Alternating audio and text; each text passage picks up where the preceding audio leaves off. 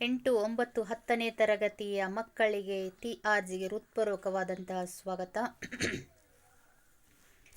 ನಿನ್ನೆ ಕ್ಲಾಸ್ನಲ್ಲಿ ಸಂಧಿಗಳನ್ನು ಕುರಿತು ನೋಡಿವಿ. ಕನ್ನಡ ಸಂಧಿಯಲ್ಲಿ ಮತ್ತೆರಡು ವಿಧಗಳು: ಸ್ವರ ಸಂಧಿ, ವ್ಯಂಜನ ಸಂಧಿ. ಸ್ವರ ಸಂಧಿಯಲ್ಲಿ ಲೋಪಸಂಧಿ, ಆಗಮ ಸಂಧಿ ಎರಡು ವಿಧಗಳನ್ನು ನೋಡಿದ್ರೆ, ವ್ಯಂಜನ ಸಂಧಿಯಲ್ಲಿ ಆದೇಶ ಸಂಧಿ ಮತ್ತು ಪ್ರಕೃತಿ ಭಾವ ಸಂಧಿಯನ್ನು ನಿನ್ನೆ ವಿಡಿಯೋದಲ್ಲಿ ನೋಡಿವಿ ಮಕ್ಕಳೇ.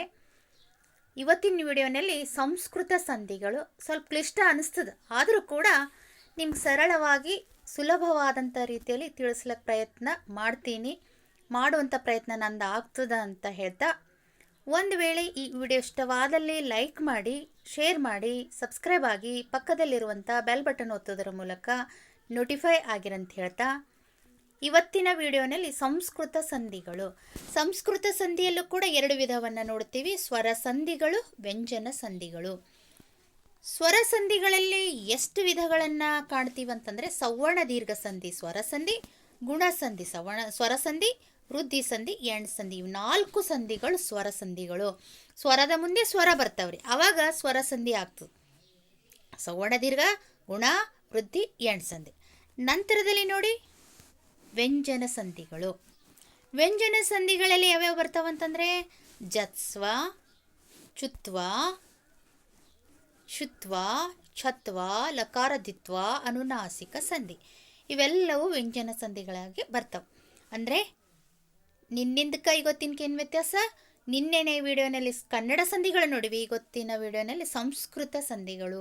ಕನ್ನಡ ಪದಗಳನ್ನು ಸ್ವರದ ಮುಂದೆ ಸ್ವರ ಆಗಿರಲಿ, ವ್ಯಂಜನ ಬಂದು ನಾವು ಸಂಧಿ ಕಾರ್ಯ ಮಾಡುವಂಥವು ಕನ್ನಡ ಸಂಧಿಗಳು.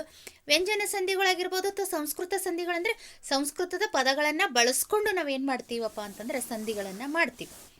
ಹಾಗಾದರೆ ಒಂದೊಂದಾಗಿ ನೋಡೋಣ್ರಿ. ಸ್ವರ ಸಂಧಿಗಳಲ್ಲಿ 4: ಸವರ್ಣ ದೀರ್ಘ ಸಂಧಿ, ಗುಣಸಂಧಿ, ವೃದ್ಧಿ ಸಂಧಿ, ಎಂಡ್ ಸಂಧಿ.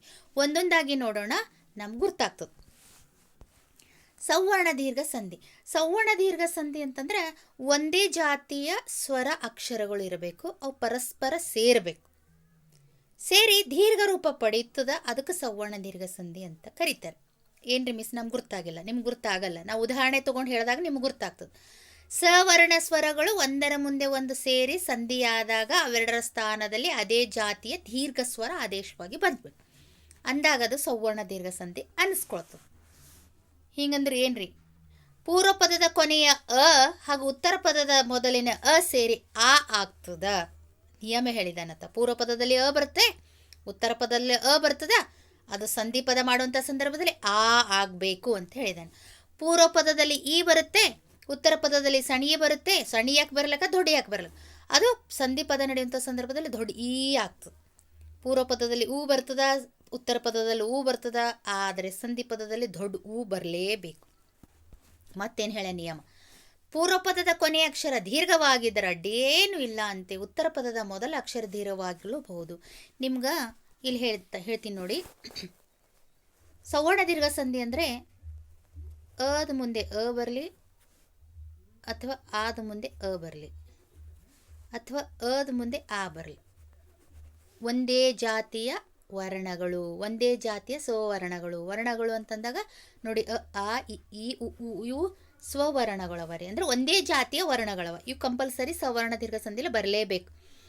ಪೂರ್ವ ಪದದಲ್ಲಿ ಅ ಯಾಕೆ ಬರಲಕ್ಕ, ಉತ್ತರ ಪದದಲ್ಲಿ ಅ ಯಾಕೆ ಬರಲಕ್ಕ, ಪೂರ್ವ ಪದದಲ್ಲಿ ಆ ಬರಲಕ್ಕ, ಉತ್ತರ ಪದದಲ್ಲಿ ಅ ಯಾಕೆ ಬರಲಕ್ಕ, ಏನೇನು ಅಡ್ಡಿ ಇಲ್ಲ ಅಂತ ನಿಯಮ ಹೇಳಿದಾನೆ. ಆದರೆ ಸಂಧಿ ಮಾಡುವಂಥ ಸಂದರ್ಭದಲ್ಲಿ ಅಕ್ಷರ ದೀರ್ಘನೇ ಇರಬೇಕು. ಆ ಅನ್ನುವಂಥ ದೀರ್ಘಾಕ್ಷರ, ದೊಡ್ಡ ಈ ಅನ್ನುವಂಥ ದೀರ್ಘಾಕ್ಷರ, ಈ ಬಂದಾಗ ದೊಡ್ಡ ಈ ಬರಬೇಕು, ಉ ಬಂದಾಗ ದೊಡ್ಡ ಊ ಬರಬೇಕು. ಆವಾಗ ಸವರ್ಣ ದೀರ್ಘ ಸಂಧಿ ಅನಿಸ್ಕೊಳ್ತದ ಅಂತ ನಿಯಮ ಹೇಳಿದಾನೆ. ಮತ್ತೆ ಪೂರ್ವ ಪದದಲ್ಲಿ ದೀರ್ಘಾಕ್ಷರ ಬಂದರೂ ಪರವಾಗಿಲ್ಲ, ಉತ್ತರ ಪದದಲ್ಲಿ ಸ್ವರ ಬಂದರೂ ಪರವಾಗಿಲ್ಲ, ಆದರೆ ಸಂಧಿ ಪದ ಮಾಡುವಂಥ ಸಂದರ್ಭದಲ್ಲಿ ದೀರ್ಘಾಕ್ಷರನೇ ಬರಬೇಕು. ಅದು ಸವರ್ಣ ದೀರ್ಘ ಸಂಧಿ ಅನಿಸ್ಕೊಳ್ತದ ಅಂತ ಹೇಳಿದಾನೆ. ಉದಾಹರಣೆ ನೋಡಿ, ದೇವ ಅ ಸೇರಿದ್ರಿ, ದೇವದಾಗ ಅ ಸೇರದ, ಆಲಯದಾಗ ಆ ಸೇರದ, ಅದ ಮುಂದೆ ಆ ಬರಲಿ, ಆದ ಮುಂದೆ ಅ ಬರಲಿ. ಈಗ ನೋಡ್ರಿ, ಸಂಧಿ ಪದ ನಡೆಯುವಂಥ ಸಂದರ್ಭದಲ್ಲಿ ಏನು ಹೇಳೋಣ? ದೀರ್ಘಾಕ್ಷರ ಬರಬೇಕು. ದೇವಾ ಆಲಯ ಬಂತ್ರಿ, ದೇವ ಅ ಅದಿಕ್ ಆ ಇಲ್ಲೇನಂತ ದೀರ್ಘಾಲಯ ಆಲಯ ದೇವಾಲಯ ನಿಯಮದ ಪ್ರಕಾರ ಬಂತ. ಮತ್ತೊಂದು ಉದಾಹರಣೆ ನೋಡಿ. ದೇವ ದೇವ ಅ ಅಸುರ ಅಕಾರದ ಮಂದಿ ಅ ಬರಲಿ ಆದ ಮುಂದೆ ಬರಲಿ, ಏನು ಪ್ರಾಬ್ಲಮ್ ಆಗಲ್ಲ. ಇಲ್ಲಿ ನೋಡಿ ದೇವಾಸುರ ಆ ಬಂದಿದೆ ರೀ ದೀರ್ಘಾಕ್ಷರ. ನಿಯಮದ ಪ್ರಕಾರ ಹೊಂಟದು, ನಮಗಷ್ಟೇ ನಿಯಮದ ಪ್ರಕಾರ ಬರಬೇಕು. ಇನ್ನು ಹೇಳೇನವ ಇದು ಮುಂದೆ ಉದ್ ಮುಂದೆ ದೀರ್ಘಾಕ್ಷರ ಬರ್ಬೇಕಂತ ಹೇಳಿದ. ಇಲ್ಲಿ ನೋಡಿ ಮಹಾ ಆ ಬಂದದ್ರಿ. ಆಸನ ಆದ ಮುಂದೆ ಆ ಬಂತಂದ್ರೆ ಗಾಬ್ರಸೋದಿಲ್ಲ, ದೀರ್ಘಾಕ್ಷರ ಇಲ್ಲೂ ಕೂಡ ದೀರ್ಘನೇ ಬರಬೇಕು. ಮಹಾಸನ ದೀರ್ಘ ಬಂತ್ರಿ. ಮಹಾ ನೋಡಿ ಆ ಬಂದಿದೆ ರೀ, ಇಲ್ಲಿ ಬಿ ಆ ಬಂದದ ರೀ. ಮಹಾತ್ಮ ಆ ದೀರ್ಘಾಕ್ಷರ ಬಂದದ್ರಿ. ಅಂದರೆ ಸ್ವರದ ಮುಂದೆ ಸ್ವರ ಬರಬೇಕು, ಅವು ಒಂದೇ ಜಾತಿ ಅಕ್ಷರ ಇರಬೇಕು. ಅ ಮುಂದೆ ಅ ಬರಲಿ, ಅ ಮುಂದೆ ಆ ಬರಲಿ, ಆದರೆ ದೀರ್ಘಾಕ್ಷರ ಆನೇ ಇರಬೇಕು. ನಂತರದ ಉದಾಹರಣೆ ನೋಡಿ, ಈಗ ಉದಾಹರಣೆ ನೋಡಿ. ಅತಿ ಹೇಳೇ ನಾವು ಈ ಮುಂದೆ ಈನೇ ಬರಬೇಕಂತ. ಈ ಅದಕ್ಕೆ ಇಂದ್ರ. ಅತಿ ಈ ಇಂದ್ರ ಈದ ಮುಂದೆ ಒಂದೇ ಜಾತಿ ಅಕ್ಷರವರಿ ಇವೆರಡು. ಈಗ ಸಂಧಿ ಪದ ಮಾಡುವಂಥ ಸಂದರ್ಭದಲ್ಲಿ ಏನಿರಬೇಕಂತ ಹೇಳೇನ ದೀರ್ಘಾಕ್ಷರ. ಈದ ದೀರ್ಘಾಕ್ಷರ ಯಾವುದ್ರಿ? ದೊಡ್ಡ ಈ. ಅತೀಂದ್ರ ಅತೀಂದ್ರ ದೊಡ್ಡ ಈ ಬಂದದ್ರಿ. ನಂತರ ರವಿ ಈ ಬಂದದ. ಇಂದ್ರ ಈ ಅದ ರೀ ಫಸ್ಟ್. ಇವೆರಡು ಸಂಧಿ ಪದ ಮಾಡುವಂಥ ರವೀಂದ್ರ ಆಯ್ತು ರೀ, ದೀರ್ಘಾಕ್ಷರ ಬಂತ್ರಿ. ಅವ್ರ ನಿಯಮ ಹೇಳಿದ ಪ್ರಕಾರ ಕರೆಕ್ಟ್ ಆಗ್ಲತ್ತದ ರೀ. ಗಿರಿ ಈ ಇಂದ್ರ ಈ ಗಿರೀಂದ್ರ ಈ ದೀರ್ಘಾಕ್ಷರ ಬಂದದ್ರಿ. ಗಿರಿ ಈ ದೊಡ್ಡ ಈ ಇರಲಿ ಸಣ್ಣದಿರಲಿ ಈ. ಇಲ್ಲಿ ಸಂಧಿ ಪದ ಗಿರೀ ಮುತ್ತೇನು ಬಡಿಗೆದಾರ ಗಿರೀಶ ಈ ಬಂದದ ದೀರ್ಘಾಕ್ಷರ ಆಗ್ಯದ. ಅದು ಆ ದೀರ್ಘಾಕ್ಷರ, ಇದು ದೊಡ್ಡ ಈ ದೀರ್ಘಾಕ್ಷರ, ಊದು ದೊಡ್ಡ ಊ ದೀರ್ಘಾಕ್ಷರ. ಇಷ್ಟು ನೆನ್ಪಿಟ್ಕೊಂಡ್ರೆ ನೀವು ಆರಾಮಾಗಿ ಸವರ್ಣ ದೀರ್ಘ ಸಂಧಿಯನ್ನು ಬಿಡಿಸ್ತೀರಾ. ಇನ್ನೊಂದು ಸಮಸ್ಯೆಯಲ್ಲಿ ಲೋಪ ಸಂಧಿಗೂ ಮತ್ತು ಸವರ್ಣ ದೀರ್ಘ ಸಂಧಿ ಸೇಮ್ ಇರುತ್ತೆ ರೀ, ಆದರೆ ಬಿಡಿಸೋದು ಹೇಗಪ್ಪ ಅಂತಂದರೆ ನೋಡಿ, ಊರೂರು ಅಂತದ ರೀ. ಊರೂರು ಊರು ಅದಕ್ಕೆ ಊರು ಅಂತ ಲೋಪ ಸಂಧಿ ಆಗ್ತದೆ ರೀ ಇದು. ಆದರೆ ಇದು ಸವರ್ಣ ದೀರ್ಘ ಸೇಮ್ ಅದ ರೀ. ಊರು ಹೂ ಅದ ರೀ, ಹೂ ಅದ ಮಿಸ್. ಈಗ ಸವರ್ಣ ದೀರ್ಘ ಸಂಧಿ ಅಂದರೆ ಒಂದೇ ಜಾತಿ ಅಕ್ಷರಗಳು ಎದರ ಮುಂದೆ ಬರಬೇಕು, ಅದು ದೀರ್ಘ ಊರೂರು. ಈಗ ಹ್ಯಾಂಗೆ ಮಾಡಬೇಕು? ಇಲ್ಲೂ ಸೇಮ್ ಅದ, ಎಲ್ಲ ಸವರ್ಣ ಅಕ್ಷರಗಳವ, ಜೊತೆಗೆ ಇಲ್ಲಿ ಮ್ಯಾಲೂ ದೀರ್ಘಾಕ್ಷರದ. ಇದು ಏನು ಸವರ್ಣ ದೀರ್ಘ ಸಂಧಿನ ಲೋಪ ಸಂಧಿನ ಕನ್ಫ್ಯೂಸ್ ಮಾಡ್ಕೊಳ್ಳೋದು ಬೇಡ. ಊರು ಅನ್ನುವಂಥದ್ದು ಕನ್ನಡ ಪದ, ಹೇಳುವಂತೆ ಹೆಸರು ಹೇಳುವಂತೆ ಲೋಪ ಸಂಧಿ ಎದರ ಬರ್ತದೆ ರೀ? ಕನ್ನಡ ಸಂಧಿಯಲ್ಲಿ ಬರ್ತದೆ. ಊರು ಅನ್ನೋಂಥದ್ದು ಕನ್ನಡ ಪದ. ಯಾವ ಕನ್ನಡ ಪದ ಊರು ಅಂದರೆ ಇದು 100% ಲೋಪ ಸಂಧಿ. ಇಲ್ಲ ಗಿರಿ ಇಂದ್ರ ಅಥವಾ ವಿದ್ಯಾಭ್ಯಾಸ ಇವೆಲ್ಲ ಇದು ಅಂದರೆ ಇದು ಸವರ್ಣ ದೀರ್ಘ ಸಂಧಿ. ಇಷ್ಟೇ ಸಿಂಪಲ್ ಆಗಿ ಗುರ್ತಿಡಿಸ್ಬೋದು. ಗುರು ಉ ಉಪದೇಶ ಉ ಗುರೋಪದೇಶ ದೊಡ್ಡ ಹೂ ಬಂದಿದೆ ನೋಡ್ರಿ. ವಿದ್ಯಾ ವಿದ್ಯಾ ಆ ಅಭ್ಯಾಸ ಅದ ಮುಂದೆ ಆ ಮುಂದೆ ವಿದ್ಯಾಭ್ಯಾಸ. ಸುರ ಅಧಿಕ ಸುರ ಸುರಾ ಆ ಬಂದದ ನೋಡ್ರಿ ದೀರ್ಘಾಕ್ಷರ. ವಧು ಅಧಿಕ್ ಉ ಇದರ ಮುಂದೆ ಹೂ ಬಂದದ ರೀ. ವಧೋ ಉಪದೇ ಪೇತ ಅಂದರೆ ದೊಡ್ಡ ಹೂ ಬಂದಿದೆ. ಪಂಚ ಅ ಅಕ್ಷರಿ ಅ ಪಂಚ ಅಂದರೆ ಆ ಬಂದಿದೆ. ಇಲ್ಲಿ ದೀರ್ಘಾಕ್ಷರ ರೀ ಆ ಪಂಚಾಕ್ಷರಿ ಅಂತ ಬಂದದ. ಈ ರೀತಿ ನೀವು ಸವರ್ಣ ದೀರ್ಘ ಸಂಧಿಯನ್ನು ಗುರ್ತಿಡ್ಕೊಳ್ಬೇಕಾಗ್ತದೆ. ಪ್ರತಿಯೊಬ್ಬರು ಏನು ಮಾಡಿ, ಸ್ವಲ್ಪ ನಿಯಮ ಓದಿ ಒಂದು ಪದವನ್ನು ಬಿಡಿಸೋದು ಕಲೀರಿ. ಕಲಿತ ನಂತರ ಅದರ ನಿಯಮವನ್ನು ಓದ್ಕೊಂಡು ಇದು ಯಾವುದದ ಅಂತ ನೀವು ಕನ್ಫರ್ಮ್ ಮಾಡ್ಕೊಳ್ಬೋದು. ತತ್ವ ಇಲ್ಲಿ ನೋಡಿ, ತತ್ವ ಅ ಸೇರ್ಕೊಂಡದ್ರಿ, ಅದಕ್ಕೆ ಅನುಯಾಯಿ. ತತ್ವ ಆ ಸೇರಿದ್ರಿ, ದೀರ್ಘಾಕ್ಷರ ಬಂದದ ತತ್ವಾನುಯಾಯಿ. ರುದ್ರ ಅಕ್ಷಿ ರುದ್ರ ಆ ದೀರ್ಘ ಬಂದಿದೆ ರೀ. ವಂಶ ಸೇರ್ಕೊಂಡದ ಅಭಿವೃದ್ಧಿ ಸೇರ್ಕೊಂಡದ ವಂಶಾಭಿವೃದ್ಧಿ. ಇವೆಲ್ಲ ಸವರ್ಣ ದೀರ್ಘ ಸಂಧಿಗೆ ಉದಾಹರಣೆ. ಹಿಮಾಲಯ ಇವೆಲ್ಲ ಒಂದ್ಸಲ ಏನು ಮಾಡಿರಿ ನೀವು ಬಿಡಿಸ್ತಾ ಹೋದಂತೆ ನಿಮಗೆ ಅರ್ಥ ಆಗ್ತದ. ಗುಣಸಂಧಿ ನೋಡ್ರಿ. ಪೂರ್ವಪದದ ಅಂತ್ಯದಲ್ಲಿ ಅ ಅಥವಾ ಆ ಸ್ವರಗಳಿದ್ದು ಅವುಗಳಿಗೆ ಈ ಅಥವಾ ಈ ಸ್ವರ ಪರವಾದರೆ ಅವೆರಡರ ಸ್ಥಾನದಲ್ಲಿ ಎ ಸ್ವರ, ಉ ಅಥವಾ ಉ ಸ್ವರ ಪರವಾದರೆ ಅವೆರಡರ ಸ್ಥಾನದಲ್ಲಿ ಓ ಸ್ವರ, ಅದೇ ರೀತಿ ರು ಸ್ವರ ಪರವಾದರೆ ಅವೆರಡರ ಸ್ಥಾನದಲ್ಲಿ ಅರ್ ಆದೇಶವಾಗಿ ಬರೋದನ್ನು ಗುಣಸಂಧಿ ಅಂತ ಕರಿತೀವಿ. ನಮಗೇನು ಗುರ್ತಾಗಿಲ್ರಿ ಮಿಸ್ ಅಂತ ನೀವು ಅನ್ಬೋದು. ಗುಣಸಂಧಿ ಅಂದಾಗ ನಿಮ್ಗೆ ಹೇಳ್ತೀನಿ, ಉದಾಹರಣೆ ತೊಗೊಂಡು ಹೇಳಿದಾಗ ಗುರ್ತಾಗ್ತದೆ ರೀ. ನೋಡಿರಿ, ಅ ಇರಲಿ ಆ ಇರಲಿ, ಇದ್ರ ಮುಂದೆ ಏನು ಎದುರುಗಡೆ ಆಗಬೇಕು? ಈ ಅಥವಾ ಈ ಆಗಬೇಕು, ಎದುರಾಗಬೇಕು. ಪೂರ್ವ ಪದದಾಗ ಅ ಉತ್ತರ ಪದದಾಗ ಈ ಎದುರಾಗಬೇಕು, ಹಿಂಗೆ ಆಗ್ಬೇಕು. ಇವೆರಡರ ಸ್ಥಳದಾಗ ಆದೇಶವಾಗಿ ಏನು ಬರ್ತದೆ ಎ ಬರಬೇಕು. ಒಂದನೇ ನಿಯಮ ರೀ, ನೆನ್ಪಿಟ್ಕೊಳ್ಳಿ. ಇಲ್ಲಿ ನಿಯಮ ಅದೇ ಹೇಳ್ಕೊಟ್ಟಿದ್ದಾನೆ. ಆಕಾರದ ಮುಂದೆ ಈ ಕಾರ ಎದರಾದರೆ ಅವೆರಡರ ಸ್ಥಾನದಲ್ಲಿ ಏಕಾರ ಬರಬೇಕು. ಒಂದನೇ ನಿಯಮ. ಗುಣಸಂಧಿ ನಾವು ಕಂಡು ಹಿಡಿಬೇಕಾದ್ರೆ ಮೊದಲು ಈ ನಿಯಮ ಬಂದುದಿಲ್ಲ ನೋಡ್ಕೋಬೇಕು. ನೋಡ್ಕೊಂಡು ಬಳಕ ಇದು ಗುಣಸಂಧಿ ಇಲ್ಲ. ಇನ್ನೊಂದು ನಿಯಮ 3 ನಿಯಮ ಅವ್ರಿ, ನೆನ್ಪಿಟ್ಕೊಳ್ಳಿ. ಆಕಾರದ ಮುಂದೆ ಈ ಕಾರ ಎದುರಾದಾಗ ಅವೆರಡರ ಮಧ್ಯದಲ್ಲಿ ಏಕಾರ ಆದೇಶವಾಗಿ ಬರಬೇಕು. ಒಂದನೇ ನಿಯಮ. ಅದು ನಿಯಮ ಅದೇ ಹೇಳ್ತದೆ, ಇಡು ದೊಡ್ಡ ವಾಕ್ಯ. ಎರಡನೇದು, ಆಕಾರದ ಮುಂದೆ ಊಕಾರ ಬಂದಾಗ ಅವೆರಡರ ಮಧ್ಯದಲ್ಲಿ ಓಕಾರ ಆದೇಶವಾಗಿ ಬರಬೇಕು. ಎರಡನೇ ನಿಯಮ. ಆಕಾರದ ಮುಂದೆ ಊಕಾರ ಬಂದಾಗ ಓಕಾರ ಆದೇಶವಾಗಿ ಬರಬೇಕು. ಎರಡನೇ ನಿಯಮ. ಮೂರನೇ ನಿಯಮ ನೋಡಿ. ಆಕಾರದ ಮುಂದೆ ಋಕಾರ ಬಂದಾಗ ಅರ್ಕಾರ ಆದೇಶವಾಗಿ ಬರಬೇಕು. ಅರ್ಕಾರ ಆದೇಶವಾಗಿ ಬರಬೇಕು. ಮೂರನೇ ನಿಯಮ. ಗುಣಸಂಧಿ ಹೆಂಗೆ ಕಂಡು ಹಿಡಿಬೇಕು? ಒಂದನೇ ನಿಯಮ, ಆಕಾರದ ಮುಂದೆ ಈ ಕಾರ ಎದುರಾಗಬೇಕು, ಅಲ್ಲಿ ಏಕಾರ ಆದೇಶವಾಗಿ ಬರಬೇಕು. ಎರಡನೇ ನಿಯಮ, ಆಕಾರದ ಮುಂದೆ ಊಕಾರ ಬರಬೇಕು, ಅದರ ಮುಂದೆ ಓಕಾರ ಆದೇಶವಾಗಿ ಬರಬೇಕು. ಆಕಾರದ ಮುಂದೆ ಋಕಾರ ಬಂತಂದ್ರೆ ಅಲ್ಲಿ ಅರ್ಕಾರ ಆದೇಶವಾಗಿ ಬರಬೇಕು. ಈಗ ಉದಾಹರಣೆ ನೋಡೋಣ್ರಿ, ನಮ್ಗೆ ಖುನ ಆಯ್ತದ. ಇದೆಲ್ಲ ಹೇಳಿದ ಹಾಗೆ ರೀ. ಪೂರ್ವ ಪದದ ಅಂತ್ಯದಲ್ಲಿ, ಪೂರ್ವ ಪದ ಅಂದರೆ ಸುರೇಂದ್ರದಲ್ಲಿ ಸುರ ಪೂರ್ವ, ಇಂದ್ರ ಉತ್ತರ. ಇದು ಸುರೇಂದ್ರ ಸಂಧಿಪದ. ಇಷ್ಟು ನೆನ್ಪಿಟ್ಕೊಳ್ಬೇಕು. ಒಂದು ಪದ ಕೊಡ್ತಾನೆ, ಬಿಡಿಸ್ಬೇಕು. ಸುರೇಂದ್ರ ಕೊಟ್ಟನಂತ ತಿಳ್ಕೊರಿ. ಸುರ ಅದಿಕ್ ಇಂದ್ರ ಸುರೇಂದ್ರ. ಇದ್ರಲ್ಲಿ ಪೂರ್ವ ಪದ ಯಾವ್ದಾಗ್ತದೆ ರೀ? ಸುರ. ಅದಿಕ್ ಇಂದ್ರ ಯಾವ್ದಾಗ್ತದ್ರಿ? ಉತ್ತರ ಪದ. ಇಲ್ಲಿ ಸಂಧಿ ಪದ ಯಾವ್ದಾಗ್ತದ್ರಿ? ಸುರೇಂದ್ರ. ಅಂದ್ರೆ ಅಲ್ಲಿ ಏನು ಹೇಳೋಣ, ಪೂರ್ವ ಪದದ ಅಂತ್ಯದಾಗ ಇರಲಿ ಆ ಇರಲಿ, ಅದಕ್ಕೆ ಈ ಸೇರ್ಬೇಕು. ಈಗ ಉದಾಹರಣೆ ನೋಡ್ರಿ. ಸುರ ಸೇರ್ಕೊಂಡದ್ರಿ. ಸುರಕ್ ಸೇರ್ಕೊಂಡದ. ಆಕಾರದ ಮುಂದೆ ಈ ಕಾರ ಬರ್ಬೇಕಂತ ಹೇಳೇನ. ಸುರೇಂದ್ರ ಮುಂದೆ ಆದೇಶವಾಗಿ ಏನು ಬರಬೇಕು? ಏಂದ್ರ. ಸುರೇಂದ್ರ. ಒಂದನೇ ನಿಯಮ ಕರೆಕ್ಟ್ ಆಯ್ತು. ಇನ್ನು ಒಂದನೇ ನಿಯಮಕ್ಕೆ ಉದಾಹರಣೆಗಳು ನೋಡ್ರಿ. ದೇವ ಬಂದದ್ರಿ. ಈಶ ಆಕಾರದ ಮುಂದೆ ಈ ಯಾಕೆ ಬರಲಕ್ಕ, ಇದು ಯಾಕೆ ಬರಲಕ್ಕ? ದೇವೇಶ ಏಕಾರ ಆದೇಶ ಆಗ್ಯದ್ರಿ. ಇಲ್ಲಿ ನೋಡ್ರಿ, ದೇವೇಶ. ಸರಿನಾ? ಮೂರನೇ ಉದಾಹರಣೆ. ದೇವದಿಕ್ಕಿಂದ್ರ ದೇವೇಂದ್ರ. ದೇವದಾಗ ಬಂದದ್ರಿ. ಅದ ಮುಂದೆ ಯಾವ್ದು ಬಂದದ? ಈ ಬಂದದ. ದೇವದಿಕ್ಕಿಂದ್ರ ದೇವೇಂದ್ರ ಈ ಆದೇಶ ಬಂದದ. ಇದೆಲ್ಲವೂ ಗುಣಸಂಧಿದಾಗ ಒಂದನೇ ನಿಯಮನೇ ಅದರಿಷ್ಟೆಲ್ಲ.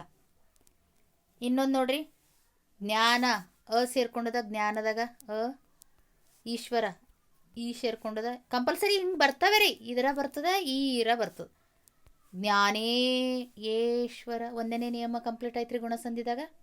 ಮ್ಯಾಲಿನ ವಾಕ್ಯ ಹೇಳ್ಯದ ಅದನ್ನೇ. ಮುಂದೆ ಈರ ಯಾಕೆ ಬರಲಕ್ಕ, ಆ ಮುಂದೆ ಈರ ಹಿಂಗೆ ಯಾಕೆ ಬರಲ್ಲ? ಅಲ್ಲಿ ಏನು ಆದೇಶವಾಗಿ ಬರಬೇಕು? ಎ ಆದೇಶವಾಗಿ ಬರಬೇಕು. ಒಂದನೇ ನಿಯಮ ಕಂಪ್ಲೀಟ್ ಆಯ್ತು. ಎರಡನೇದು, ಮಹಾ ಅಧಿಕ ಉತ್ಸವ. ಮಹಾ ಆದ ಮುಂದೆ ಬಂತು. ಅವ ಹೇಳ್ಯಾನ, ಆಕಾರದ ಮುಂದೆ ಈ ಕಾರ ಬಂದಾಗ ಏಕಾರ ಬರಬೇಕು ಅಂತ ಒಂದನೇ ನಿಯಮ. ಆಕಾರದ ಮುಂದೆ ಊಕಾರ ಬಂದಾಗ ಓಕಾರ. ಇಲ್ಲಿ ನೋಡ್ರಿ,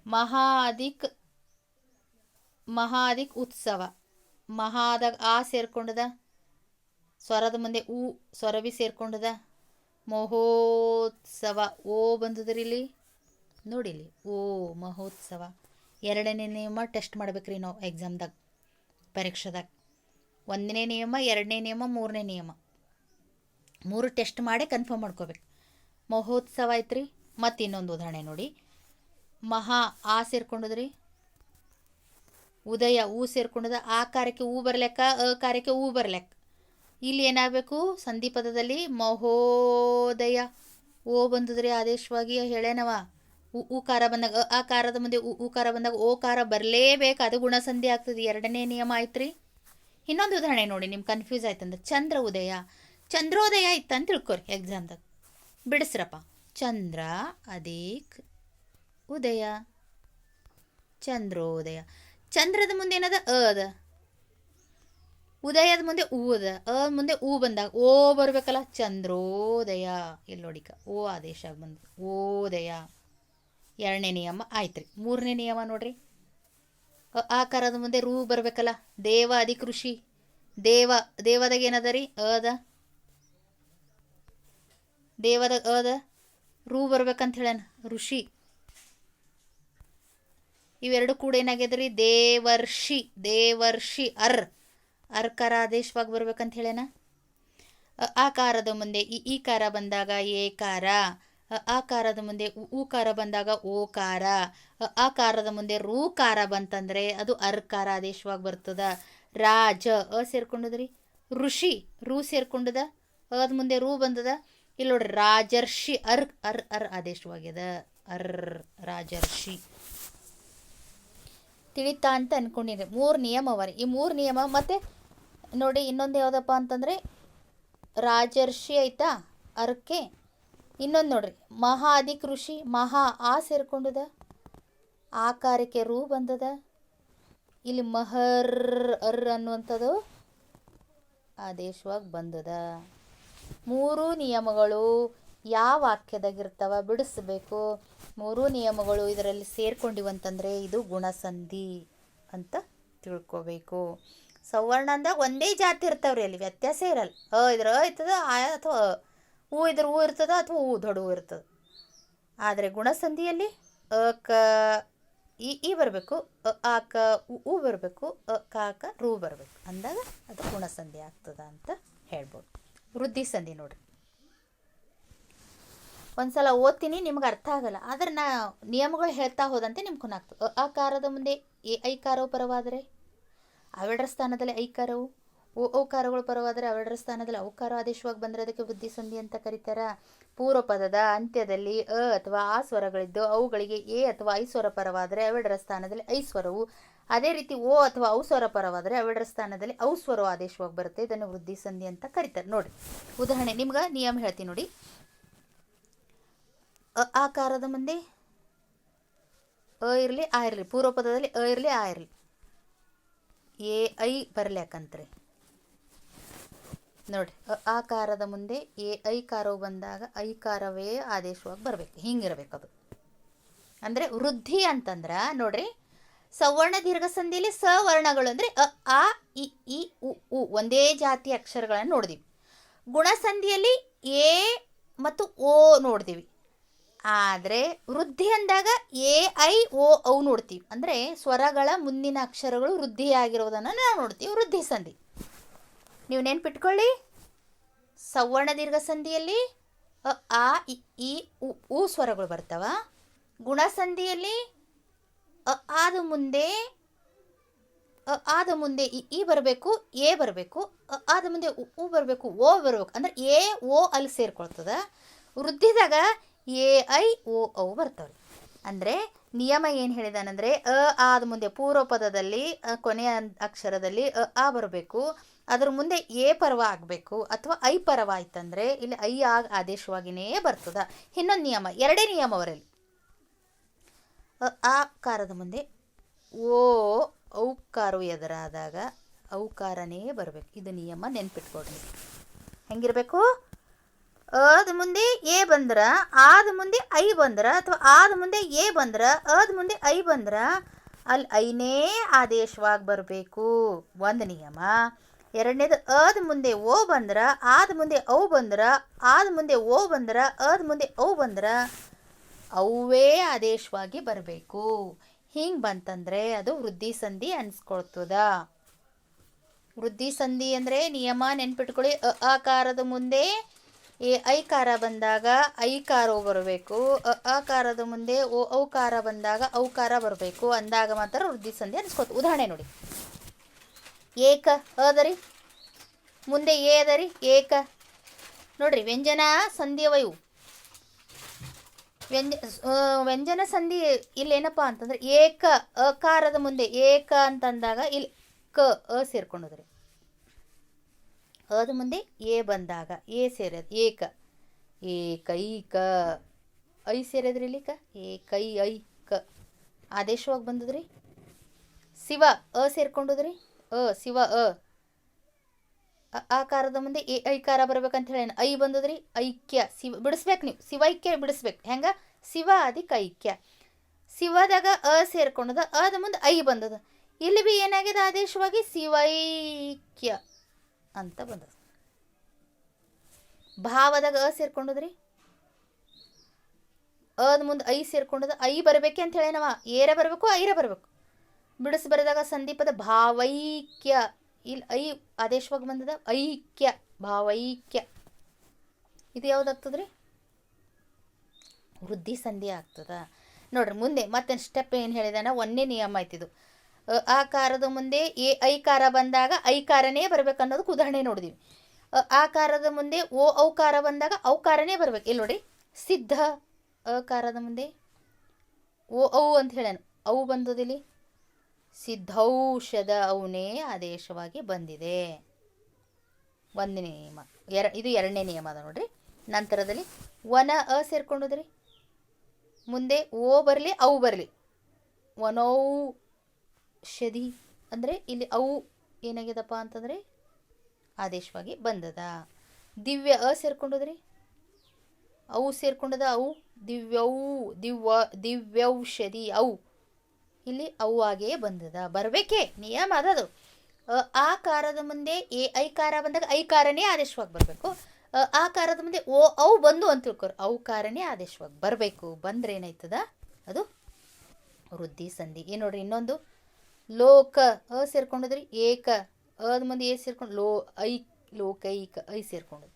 ಜನ ಐಕ್ಯ, ಜನೈ ಐಕ್ಯ ಐ ಸೇರ್ಕೊಂಡು ನೋಡ್ರಿ. ಅವ್ರ ಉದಾಹರಣೆ ಜಲ ಅದಿಕ್ ಓಘ, ಅದ ಮುಂದೆ ಓ ಸೇರ್ಕೊಂಡದು, ಮುಂದೆ ಅವು ಯಾಕೆ ಬರಲ್ಯಾಕ, ಅದ ಮುಂದೆ ಓ ಯಾಕೆ ಬರಲ್ಯಾಕ, ಜಲೌಘ ಇಲ್ಲ ಅವನೇ ಬರಬೇಕು. ಅವು ಬಂದರೆ ಕರೆಕ್ಟ್ ಆಗ್ತದೆ. ಈ ರೀತಿ ನಾವೇನು ಮಾಡ್ತೀವಿ, ವೃದ್ಧಿ ಸಂಧಿಯನ್ನು ಕಾಣ್ತೀವಿ ಅಂತ ನಾವಿಲ್ಲಿ ಹೇಳ್ಬೋದು. ನಂತರದಲ್ಲಿ ಎಣ್ ಸಂಧಿ. ಇಲ್ಲಿ ತನಕ ಏನು ಮಾಡಿದೀವಿ, ಸವರ್ಣ ದೀರ್ಘ ಸಂಧಿ ಅಂದರೆ ಅ ಇ ಉ ಸವರ್ಣ ಅಕ್ಷರಗಳು ಅಂತ ಆಯಿತು. ಎರಡನೇದಾಗಿ ನೋಡಿದಿವಿ ಗುಣಸಂಧಿ ಅಂದರೆ ಅಕಾರಕ್ಕೆ ಇಕಾರ ಪರವಾದಾಗ ಏಕಾರ, ಅಕಾರಕ್ಕೆ ಉಕಾರ ಪರವಾದಾಗ ಓಕಾರ, ಅಕಾರಕ್ಕೆ ರೂಕಾರ ಪರವಾದಾಗ ಅರ್ಕಾರ. ಮುಂದೆ ವೃದ್ಧಿ ಸಂಧಿ ಅಂದಾಗ ಎ ಐ ಓ ಔ ವೃದ್ಧಿ ಆಯ್ತು ಅವು ಸ್ವರ ಸಂಧಿಗಳು. ಈಗ ಎಣ್ ಸಂಧಿ ಅಂತಂದರೆ ಈ ರು ಸ್ವರಗಳಿಗೆ ಅನ್ಯ ಸ್ವರಗಳು ಅಂದರೆ ಸವರ್ಣವಲ್ಲದ ಸ್ವರ ಪರವಾದಾಗ ಈ ಸ್ವರಗಳಿಗೆ ಯಕಾರ, ಉ ಸ್ವರಗಳಿಗೆ ವಕಾರ, ರು ಸ್ವರಕ್ಕೆ ರಕಾರ ಆದೇಶವಾಗಿ ಬಂದರೆ ಅದು ಎಣ್ಣು ಸಂಧಿ ಅಂತ ಕರೀತಾರೆ. ಸಂಸ್ಕೃತದಲ್ಲಿ ಎಣ್ ಅಂದರೆ ಯರಲವ ಎನ್ನುವಂಥ ಅಕ್ಷರಗಳನ್ನು ಗುರುತಿಸಿದ್ದಾರೆ. ಯರಲವ ಎಂಬ 4 ವ್ಯಂಜನಗಳನ್ನು ಎಣ್ಣು ಅಕ್ಷರ ಅಂತ ಗುರುತಿಸ್ತಾರೆ ಸಂಸ್ಕೃತದಾಗ.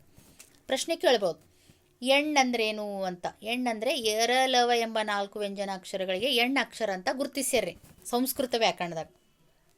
ಅದಕ್ಕೆ ಹಿಂಗಂದ್ರೆ ಏನು, ಎಣ್ಣು ಸಂಧಿ ಅಂದ್ರೆ ಏನು ಅನ್ನುವಂಥದಕ್ಕೆ ನಾನು ನಿಮ್ಗೆ ಫಸ್ಟ್ ನಿಯಮ ತಿಳಿಸ್ತೀನಿ, ನಂತರದಲ್ಲಿ ಉದಾಹರಣೆ ಹೇಳ್ತೀನಿ. ಈ ಕಾರಗಳಿಗೆ ಹೇಳೇ ನೋಡ್ರವ, ಈ ಕಾರಗಳಿಗೆ ಇಲ್ಲಿ ಎದುರು ಯಾವುದ್ಯಾಕೆ ಅಕ್ಷರ ಆಗಲ್ಯಾಕ್ರಿ, ಯಾವುದ್ಯಾಕೆ ಸ್ವರ ಬರಲ್ಯಾಕ, ಇದ್ರ ಮುಂದೆ ಯಾವುದ್ಯಾಕೆ ಸ್ವರ ಬರಲ್ಯಾಕ, ಊರ ಬರಲ್ಯಾಕ ಅಥವಾ ಆರ ಬರಲ್ಯಾಕ, ಏನ್ಯಾಕೆ ಬರಲ್ಯಾಕ. ಇವು ಸ್ವರಗಳ ಮುಂದೆ ಈ ಕಾರಗಳಿಗೆ ಯಕಾರ ಆದೇಶವಾಗಿ ಬರಬೇಕು ಅಂತ ಹೇಳೇ ನಾವು. ಒಂದನೇ ನಿಯಮ ರೀ. ಪೂರ್ವಪದದ ಕೊನೆಯ ಅಕ್ಷರ ಸ್ವರಗಳು ಈ ಬರಬೇಕು. ಇದ್ರ ಮುಂದೆ ಯಾವುದ್ಯಾಕೆ ಸ್ವರ ಬರಲ್ಯಾಕ, ಆದರೆ ಆದೇಶವಾಗಿ ಯಾವ್ದು ಅಕ್ಷರ ಬರ್ಬೇಕ್ರಿ, ಈ ಕಾರಗಳಿಗೆ ಯಕಾರನೇ ಆದೇಶವಾಗಿ ಬರಬೇಕು. ಎಣ್ ಸಂಧಿ ಅಂದರೆ ಸವರ್ಣವಲ್ಲದ ಅಕ್ಷರಗಳು, ಒಂದೇ ಜಾತಿಗೆ ಸೇರಿದ ಅಕ್ಷರಗಳು ಇದರಲ್ಲಿ ಬರಲ್ಲ. ಬೇರೆ ಯಾವ ಬಿ ಸವರ್ಣ ಅಂತಂದರೆ ಎರಲವ ಬರ್ಬೋದು. ಎದಕ್ಕೆ ಬರ್ತದ, ಈ ಕಾರದ ಮುಂದೆ ಯಾವ್ದ್ಯಾಕೆ ಸ್ವರ ಬರಲ್ಯಾಕ, ಆದೇಶ ಮಾಡುವಂಥ ಸಂದರ್ಭದಲ್ಲಿ ಯಕಾರನೇ ಬರಬೇಕು. ಉದಾಹರಣೆ ನೋಡಿ, ಅತಿ ಈ ಸೇರ್ಕೊಂಡಿದ್ರಿ, ಅತಿ ಉಕ್ತಿ ಉ ಅನ್ನುವಂಥ ಸ್ವರ ಸೇರ್ಕೊಂಡದು ಯಾವುದ್ಯಾಕೆ ಬರಲ್ಯಾಕ, ಅತ್ಯುಕ್ತಿ ಯ ಸೇರ್ಕೊಂಡದಿಲ್ಲ ನೋಡ್ರಿಕ, ಅತ್ಯುಕ್ತಿ ಯಕ್ತಿ ಯಕ್ತಿ ಯ ಸೇರ್ಕೊಂಡಿದೆ, ಆದೇಶವಾಗಿ ಬಂದಿದೆ. ಇದು ಎಣ್ ಸಂಧಿ. ಅತಿ ಈ ಬಂದದ್ರಿ. ಆಸೆ ಈಗ ಏನ್ಯಾಕೆ ಬರಲ್ಯಾಕ, ಅತ್ಯಾಸೆ ಯ ಬಂದದ್ರಿ, ಆದೇಶವಾಗಿ ಬಂದದ. ನಿಮ್ಗೆ ಉದಾಹರಣೆ ಇಲ್ಲಿಂದೇ ನಿಯಮ ಹೇಳ್ತಾ ಇದ್ದೀನಿ. ಈದ ಮುಂದೆ ಏನ್ಯಾಕೆ ಸ್ವರ ಬರ್ಬೇಕಾದ್ರೆ ಆದೇಶವಾಗಿ ಬರ್ಬೇಕು. ಅತಿ ಅದಕ್ಕೆ ಅಂತ, ಅತಿ ಈ ಅಂತ ಈದ ಮುಂದೆ ಏನ್ಯಾಕೆ ಬರ್ಲಕ್ಕ, ಅತ್ಯಂತ ಬಂದದ್ರಿ ಆದೇಶವಾಗಿ. ಅತಿ ಈ ಉನ್ನತ ಅತ್ಯುನ್ನತ ಯ ಬಂದ್ರಿ ಆದೇಶವಾಗಿ ಎಣ್ ಸಂಧಿಯಲ್ಲಿ ಯ ಒಂದೇ ಜಾತಿಯ ಅಕ್ಷರ ಅಲ್ಲಿ ಬರಲಿಲ್ಲಿ, ಸವರ್ಣವಲ್ಲದ ಅಕ್ಷರಗಳು ಬರ್ತಾವಿಲ್ಲಿ. ಅತಿ ಉತ್ತಮ ಅತಿ ಈ ಬಂದದ್ರಿ, ಈಕ್ ಉತ್ತಮ ಅತ್ಯುತ್ತಮ ಯ ಆದೇಶವಾಗಿ ಬಂದದ್ರಿ. ಸಂಧಿ ಪದ ಮಾಡುವಂಥ ಸಂದರ್ಭದಲ್ಲಿ ಯ ಆಗಮ ಆಗಲೇಬೇಕು, ಆದೇಶವಾಗಿ ಬರಲೇಬೇಕು, ಅಂದಾಗ ಮಾತ್ರ ಎಣ್ಣೆ ಸಂಧಿ ಅನ್ಸ್ಕೊಳ್ತದೆ. ಒಂದನೇ ನಿಯಮ. ಎರಡನೇ ನಿಯಮ ನೋಡ್ರಿ, ಅತಿ ಅಧಿಕ ಔದಾರ್ಯ ಅತ್ಯೌದಾರ್ಯ ಇದನ್ನು ಕೂಡ ಯಕಾರಗನೆ. ಇನ್ನೊಂದು ನೋಡಿ, ಇತಿ ಈಕ ಆದಿ ಇತ್ಯಾದಿ ಇಲ್ಲಿ ಬಿ ಏನೇ ಬಂದದ್ರಿ, ಇಲ್ಲೂ ಕೂಡ ಏನೇ ಬಂದದ ನೋಡ್ರಿ. ಹೆಂಗ ನೋಡಿ, ಇತಿ ಈ ಬಂದದ, ಈ ಮುಂದೆ ಏನ್ಯಾಕೆ ಬರಲೇಕ, ಆದರೂ ಕೂಡ ಸಂಧಿಪದ ಮಾಡುವಂಥ ಸಂದರ್ಭದಲ್ಲಿ ಯ ಆದೇಶವಾಗಿ ಬರಲೇಬೇಕು. ಇತ್ಯಾದಿ ಯ ಬಂದದ, ಯ ಸೇರ್ಕೊಂಡದ್ರಿ, ಇದನ್ನು ಯನೇ. ಜಾತ್ಯಧಿಕ ಅತೀತ ಜಾತ್ಯಾತೀತ ಪ್ರತ್ಯುಪಕಾರ ಯಕ್ಕೆ ಇನ್ನೊಂದು ನೋಡ್ರಿ, ಪ್ರತ್ಯುಪಕಾರಕ್ಕೆ ಇದೇ ಉದಾಹರಣೆ. ನಿಮಗೆ ಇನ್ನೊಂದು ನಿಯಮ ಹೇಳ್ತೀನಿ ನೋಡ್ರಿ. ಇಲ್ಲಿ ಮನು ಆಕಾರಗಳಿಗೆ ಈ ಕಾರಗಳಿಗೆ ಯಕಾರ ಆಗಮಬೇಕು, ಉಕಾರಗಳಿಗೆ ಹೇಳಿದೆ ನಾವು. ಮತ್ತೆ ನೆಕ್ಸ್ಟ್ ಉಕಾರಗಳಿಗೆ ಮುಂದೆ ಏನ್ಯಾಕೆ ಬರ್ಲೇಕ್ರಿ, ಆದರೆ ಸಂಧಿಪದ ನಡೆಯುವಂಥ ಸಂದರ್ಭದಲ್ಲಿ ಏನು ಬರಬೇಕು, ವಕಾರ ಬರಬೇಕು, ಊಕ ವಕಾರನೇ ಬರಬೇಕು. ನೀವು ಕನ್ಫ್ಯೂಸ್ ಮಾಡ್ಕೊಬೇಡ್ರಿ. ಈ ಬಂತು ಅಂದ್ರಲ್ಲಿ ಯ ಬರಲೇಬೇಕು. ಎಣ್ ಸಂಧಿ ಇದ್ದಾಗ ಯನೇ ಆಗಮವಾಗಬೇಕು, ಆದೇಶವಾಗಿ ಬರಬೇಕು. ಊ ಇತ್ತಂತ ತಿಳ್ಕೊ, ಮನು ಊ ಅಂತರ ಮನ್ವಂತರ. ಇಲ್ಲಿ ಸಂಧಿಪದ ಸಂದರ್ಭದಲ್ಲಿ ನ್ವಂತರ ವ ಬಂದದಿಲ್ಲ ನೋಡ್ರಿ, ಇಲ್ಲಿ ಮನ್ವಂತರ ಬಂತ ಇಲ್ಲ. ಗುರು ಊ ಬಂತ್ರಿ, ಊದ ಮುಂದೆ ಏನ್ಯಾಕೆ ಬರ್ಲಕ್ಕ, ಅ ಬರ್ಲಕ್ಕ, ಆ ಬರ್ಲಕ್ಕ, ಊ ಬರ್ಲಕ್ಕ. ಗುರು ಅದಕ್ಕೆ ಆಜ್ಞೆ ಗುರುವಾಜ್ಞೆ ವ ಬಂದದ್ರಿ, ಎಣ್ ಸಂಧಿ. ಸವರ್ಣವಲ್ಲದ ಅಕ್ಷರಗಳು ಯರ ಲವ ಬರಬೇಕು ಅಂತ ಹೇಳಿದಾನೆ ಆತ. ಗುರು ಅದಕ್ಕೆ ಆಜ್ಞೆ, ಗುರು ಹೂ ಬಂದದ, ಆಜ್ಞೆ ಇಲ್ಲಿ ನೋಡ್ಬೇಕ್ರಿ, ಇದು ಪದ ನೋಡ್ಬೇಕು, ಗುರುವಾಜ್ಞೆ. ಇದು ವ ಉಚ್ಚಾರ ಆಗ್ತಾ ಇದೆ, ವ ಆದೇಶವಾಗಿ ಬರ್ತದ. ಇಲ್ಲಿ ಗುರು ಊಕ ವನೇ ಬರಬೇಕು ಅಂತ ಹೇಳಿದ್ದಾರೆ ಅಂತ ತಿಳ್ಕೊಂಡು ಏನು ಮಾಡಬೇಕು, ಇದು ಎಣ್ ಸಂಧಿ. ಮತ್ತೊಂದು ಹೇಳಿದಾನೆ ನಿಯಮ, ಋಕಾರಕ್ಕೆ ರಕಾರ ಬರಲೇಬೇಕು ಅಂತ ಹೇಳಿದಾನೆ. ಋಕಾರಕ್ಕೆ ರಕಾರ ಆದೇಶವಾಗಿ ಬರಲೇಬೇಕು ಅಂತ ಹೇಳಿದಾನೆ ನೋಡ್ರಿ. ಪಿತೃ ರು ಬಂದದ್ರಿ, ಅರ್ಜಿತ ಏನ್ಯಾಕಿರ್ಲಕ್, ಪಿತ್ರಾರ್ಜಿತ ರ ಬಂದದ್ರಿ ಆದೇಶವಾಗಿ. ಇಲ್ಲಿ ರ ಪಿತ್ರಾರ್ಜಿತ. ಪಿತೃ ಅದಕ್ಕೆ ಆಜ್ಞೆ ಪಿತ್ರಾಜ್ಞೆ, ಪಿತೃ ಊ ಬಂದದ್ರಿ, ರೂ ಬಂದದು, ಪಿತೃ ರೂಕ ರಾಜ್ಞೆ ರ ಆದೇಶವಾಗಿ ಬರಲೇಬೇಕು, ಪಿತ್ರಾಜ್ಞೆ ರನೇ ಬಂದಿದೆ. ಅಣು ಊ ಅಸ್ತ್ರ ಅಣ್ಣು ವಸ್ತ್ರ, ಊಕೇನು ಬರಬೇಕು, ವನೇ ಬರ್ಬೇಕಂತ ಹೇಳಿದ್ದಾನೆ. ರೂಕೇನು ಬರಬೇಕು, ರನೇ ಬರ್ಬೇಕಂತ ಹೇಳಿದ್ದಾನೆ. ಈಕೇನು ಬರಬೇಕು, ಯನೇ ಬರ್ಬೇಕಂತ ಹೇಳಿದ್ದಾನೆ. ಈ ರೀತಿ ಬಂದರೆ ಎಣ್ ಸಂಧಿ ಆಗುತ್ತೆ ನೋಡ್ರಿ. ಕೋಟಿ ಈ ಕಾರಕ್ಕೆ ಯಕಾರ ಬರ, ಕೋಟ್ಯಾನು ಕೋಟಿ ಯ ಬಂದದ್ರಿ, ಕೋಟ್ಯಾನು ಕೋಟಿ ಇದು ಎಣ್ ಸಂಧಿ ನೋಡ್ರಿ. ಅತಿ ಈ ಬಂದದ, ಅತ್ಯವಸರ ಯ ಬಂದದ, ಇದು ಎಣ್ ಸಂಧಿ. ಯಕಾರ ಆದೇಶವಾಗಿ ಬಂದದ್ರಿ. ಮತ್ತು ನೋಡಿಲಿ ಮನು ಹೂ ಬಂದದ, ಆದಿ ಮನ್ವಾದಿ ವ ಆದೇಶವಾಗಿ ಬಂದದ್ರಿ, ಮನ್ವಾದಿ ಕೂಡ ಇದು ಎಣ್ ಸಂಧಿನೇ. ಮನು ಹೂ ಬಂದದ, ಮನ್ವಂತರ ಊಕಾರಕ್ಕೆ ವಕಾರ ಬರಲೇಬೇಕು, ಮನ್ವಂತರ ಎಣ್ ಸಂಧಿ. ಕೋಟಿ ಈ ಬಂದದ, ಅಂತರ ಕೋಟ್ಯಾಂತರ ಈ ಬಂತಂದ್ರೆ ಯ ಬರಲೇಬೇಕು, ಊ ಬಂತಂದ್ರೆ ಓ ಬರಲೇಬೇಕು, ರು ಬಂತಂದ್ರೆ ಅಲ್ಲಿ ರ ಆದೇಶವಾಗಿ ಬರಲೇಬೇಕು. ಬಂತಂದರೆ ಸವರ್ಣವಲ್ಲದ ಅಕ್ಷರಗಳು ಎದುರಾದಾಗ, ಸವರ್ಣವಲ್ಲದ ಅಕ್ಷರಗಳು ಆದೇಶವಾಗಿ ಬಂದರೆ ಅವೇನಾಗ್ತದ, ಎಣ್ ಸಂಧಿ ಅನಿಸ್ಕೊಳ್ತದ ಅಂತ ನಾವು ಹೇಳ್ಬೋದು. ಈ ರೀತಿಯಾಗಿ ಈ ಋಕಾರಗಳಿಗೆ ಸವರ್ಣವಲ್ಲದ ಸ್ವರಪರವಾದರೆ ಈ ಕಾರಗಳಿಗೆ ಯಕಾರ ಬರಬೇಕು, ಉಕಾರಗಳಿಗೆ ವಕಾರ ಬರಬೇಕು, ಋಕಾರಕ್ಕೆ ರಕಾರ ಆದೇಶವಾಗಿ ಬಂದರೆ ಎಣ್ ಸಂಧಿ. ನಿಮ್ಗೆ ಇನ್ನೊಂದ್ಸಲ ತೋರಿಸ್ಲಾ. ಈ ಬಂದು ಅಂದರೆ ಅದ್ರ ಮುಂದೆ ಯ ಬರಲೇಬೇಕ್ರಿ. ಎರಡನೇ ನಿಯಮ. ಒಂದನೇ ನಿಯಮ ಆಯಿತು, ಎರಡನೇ ನಿಯಮ. ಹೂ ಬಂತಂದರೆ ಇದು ಹೂ ಬಂತಂದರೆ ಪೂರ್ವಪದದ ಅಂತ್ಯದಲ್ಲಿ ಹೂ ಬಂತಂದರೆ ಇದಕ್ಕೆ ವಕಾರ ಆದೇಶವಾಗಿಯೇ ಬರಲೇಬೇಕು. ಮೂರನೇ ನಿಯಮ ಏನಂದರೆ ರು ಬಂತಂದರೆ ಅದಕ್ಕೆ ರಕಾರ ಆದೇಶವಾಗಿ ಬರಲೇಬೇಕು. ಬಂತಂದ್ರೆ ಇದು ಯಾವುದಾಗ್ತದ, ಎಣ್ ಸಂಧಿ ಅನ್ಸ್ಕೊಳ್ತದ ಅಂತ ಹೇಳ್ಬೋದು. ಇಲ್ಲಿ ತನಕ ಏನು ಮಾಡೀವಿ, ಸಂಸ್ಕೃತದ ಸಂಧಿಗಳಲ್ಲಿ ಸ್ವರ ಸಂಧಿಗಳು ನೋಡಿವಿ. ಈಗ ವ್ಯಂಜನ ಸಂಧಿಗಳು.